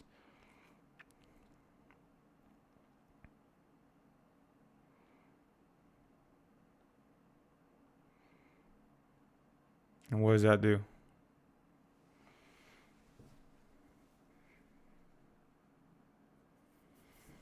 Macro defines. Okay. Man, we really just learning. Okay.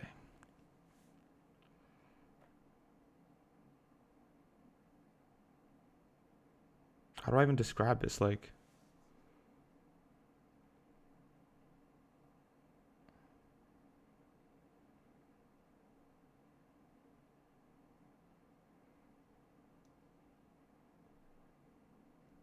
I don't really know what a, okay, what is a, maybe I ask my boy ChatGPT what he thinks. A macro is a piece of code that is replaced by its value by the preprocessor. Oh, okay, we can do that.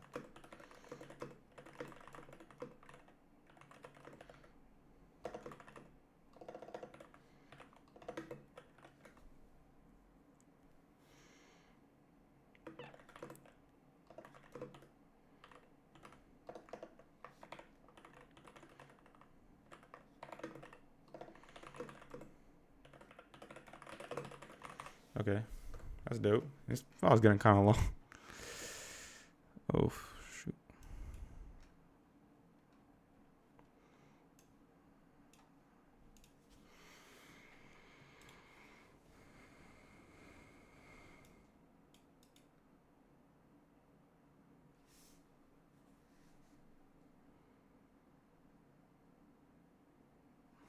I want to put this here.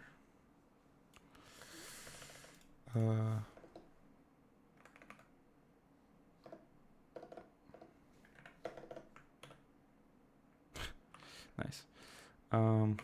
Wait, hashtag include QWERTY. I can just.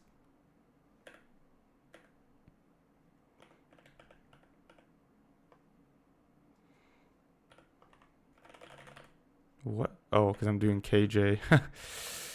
That's funny. I can just. Well, it's kind of cool. What is it? Hashtag QWERT. Okay.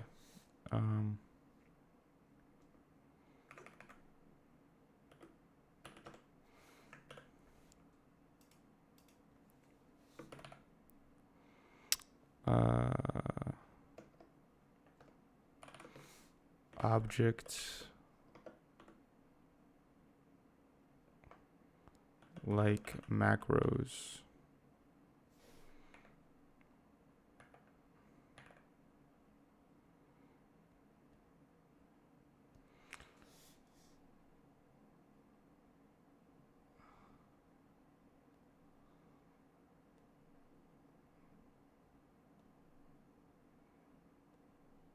I mean, this is just a weird topic.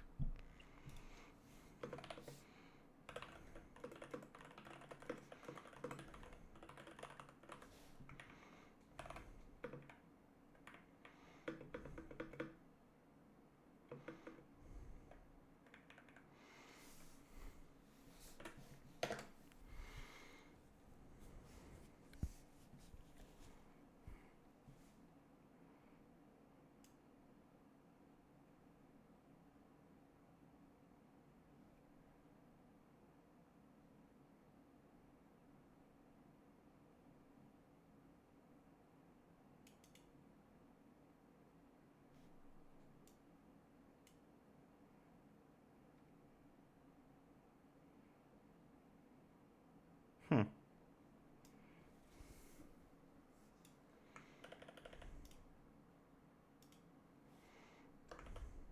Oops.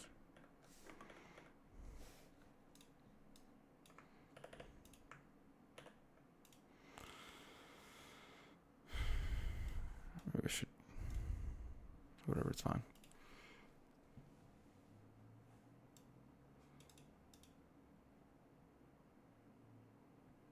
I'm gonna do my own name because I'm like that.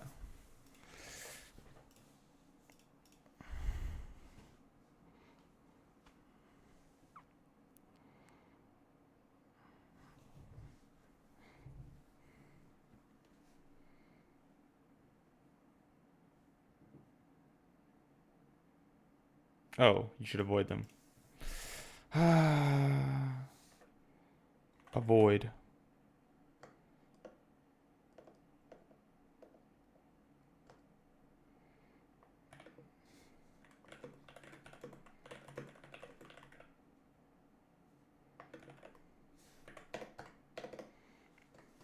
Dude, really? I was like really okay. I just wouldn't have cared that much if I whatever.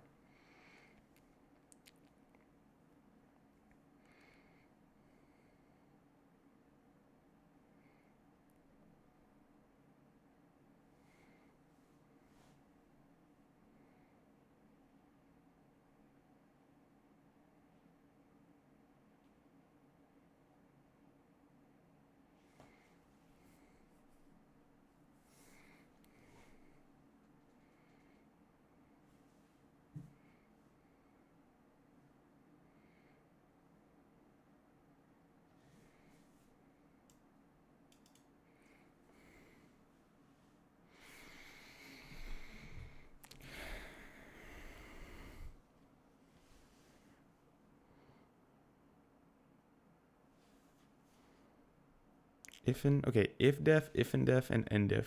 Please tell me what these do, dude. The the hashtag ifdef preprocessor directive allows the preprocessor to check whether an identifier has been previously defined. Yo, the word define just hit me like a the if and def. So if so, the code between the if def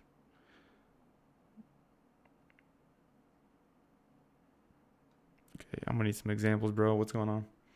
Will be compiled since print Joe is defined. Will be excluded since print Bob is not defined, but it will still run.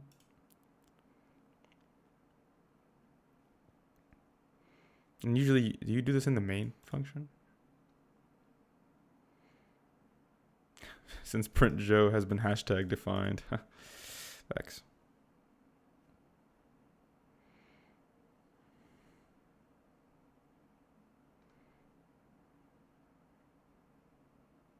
Oh, it's if defined.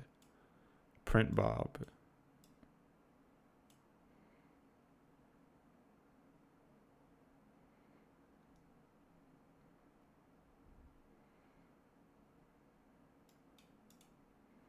What is if n?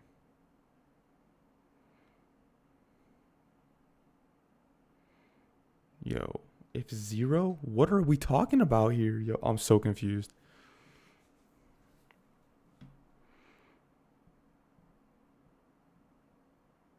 The program prints Bob because Bob was never defined. Okay. In place of if def print Bob.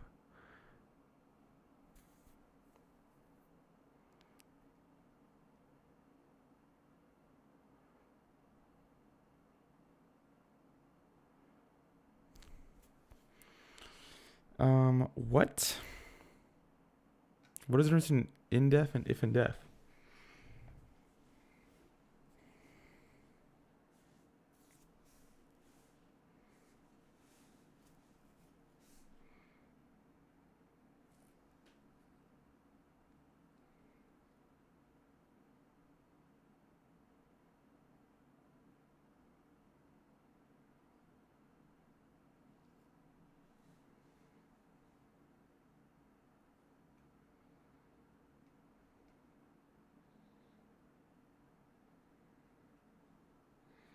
Will be excluded and this will be printed.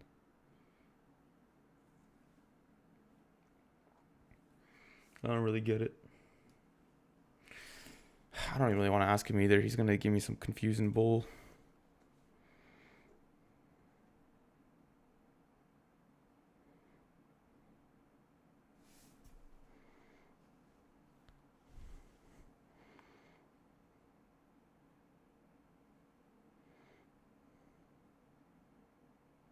If zero, don't compile anything starting here until this point. The code only prints Joe because Bob and Steve are excluded by the hashtag if zero preprocessor.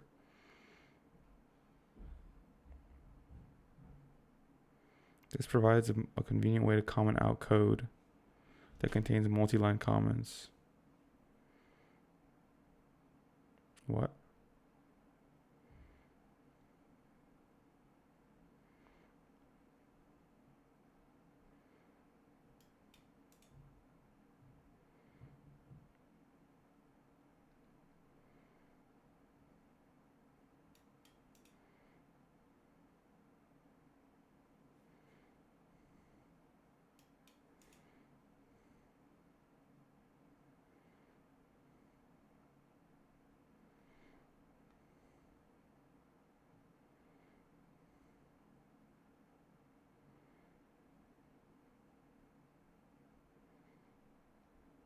Bro, what?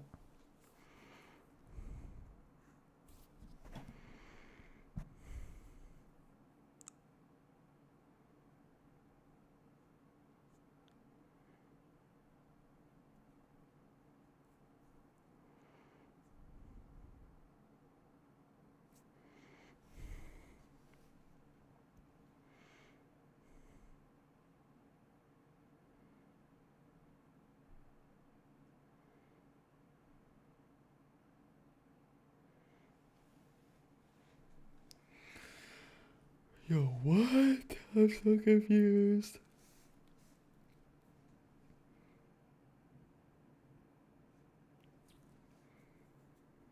Hashtag define my name Alex. Void foo.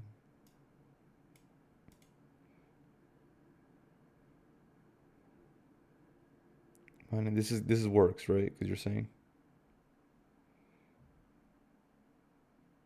yeah, that makes sense.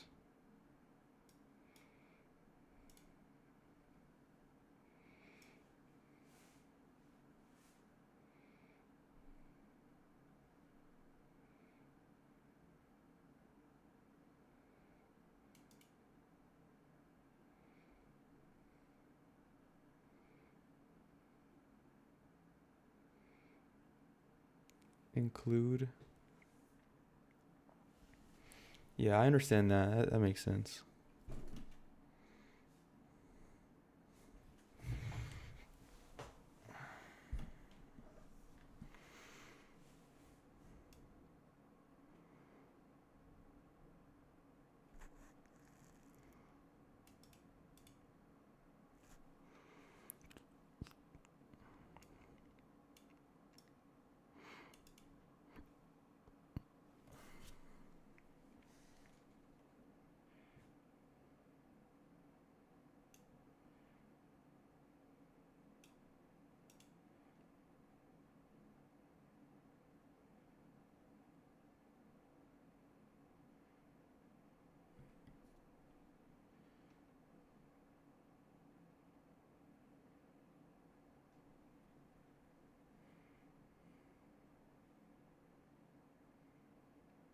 Dude, what the what are you talking about? Bro, please tell me the comments on this are like, yo, what is going on?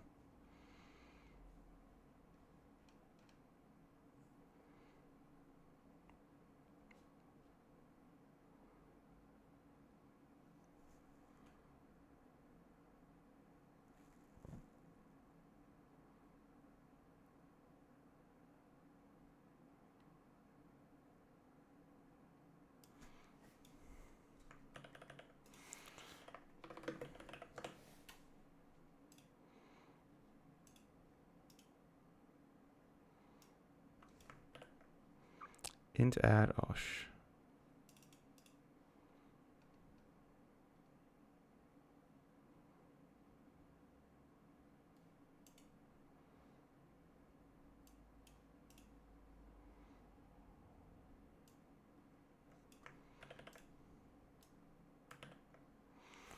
Okay, int main, outer block, int apples, here's the outer block. Nested block, you can just do that? Yeah. Wait, this is a different example. I don't give a shit about. Wait, I don't care about this. What?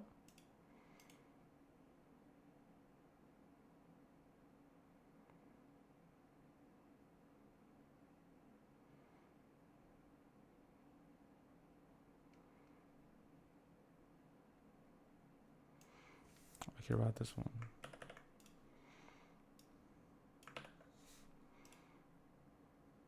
Nine.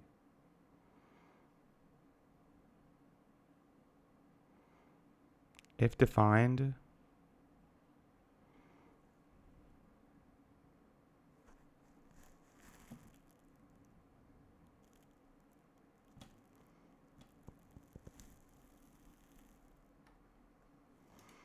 Bro, what is this guy talking about?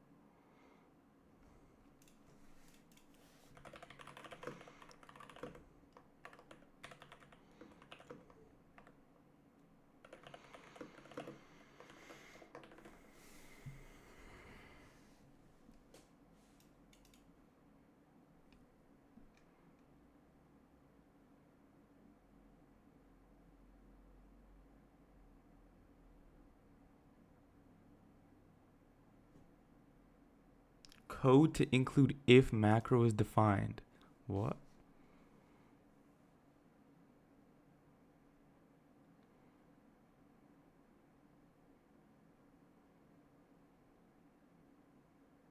If not defined. Oh my god, that's all it is. That's all it is, bro.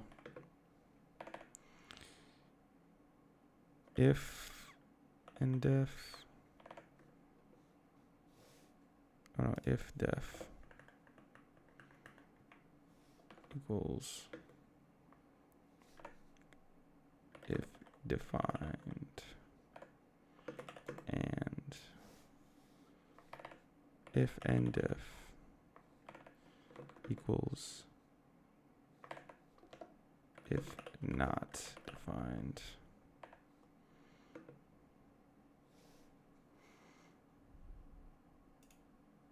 Can I like, hold on. Oh, that's not what I meant.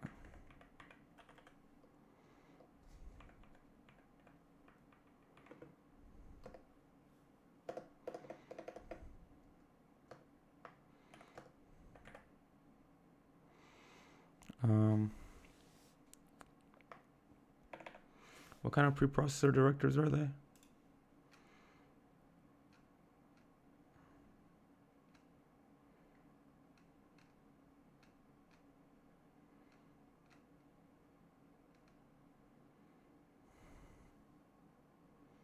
Conditional compilation directives.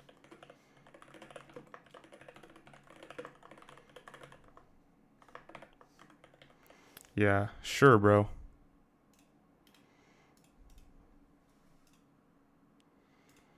All right. That's all I got time for today. 8:30. I gotta eat. I'm hungry. I don't know what I'm doing. I'm so tired.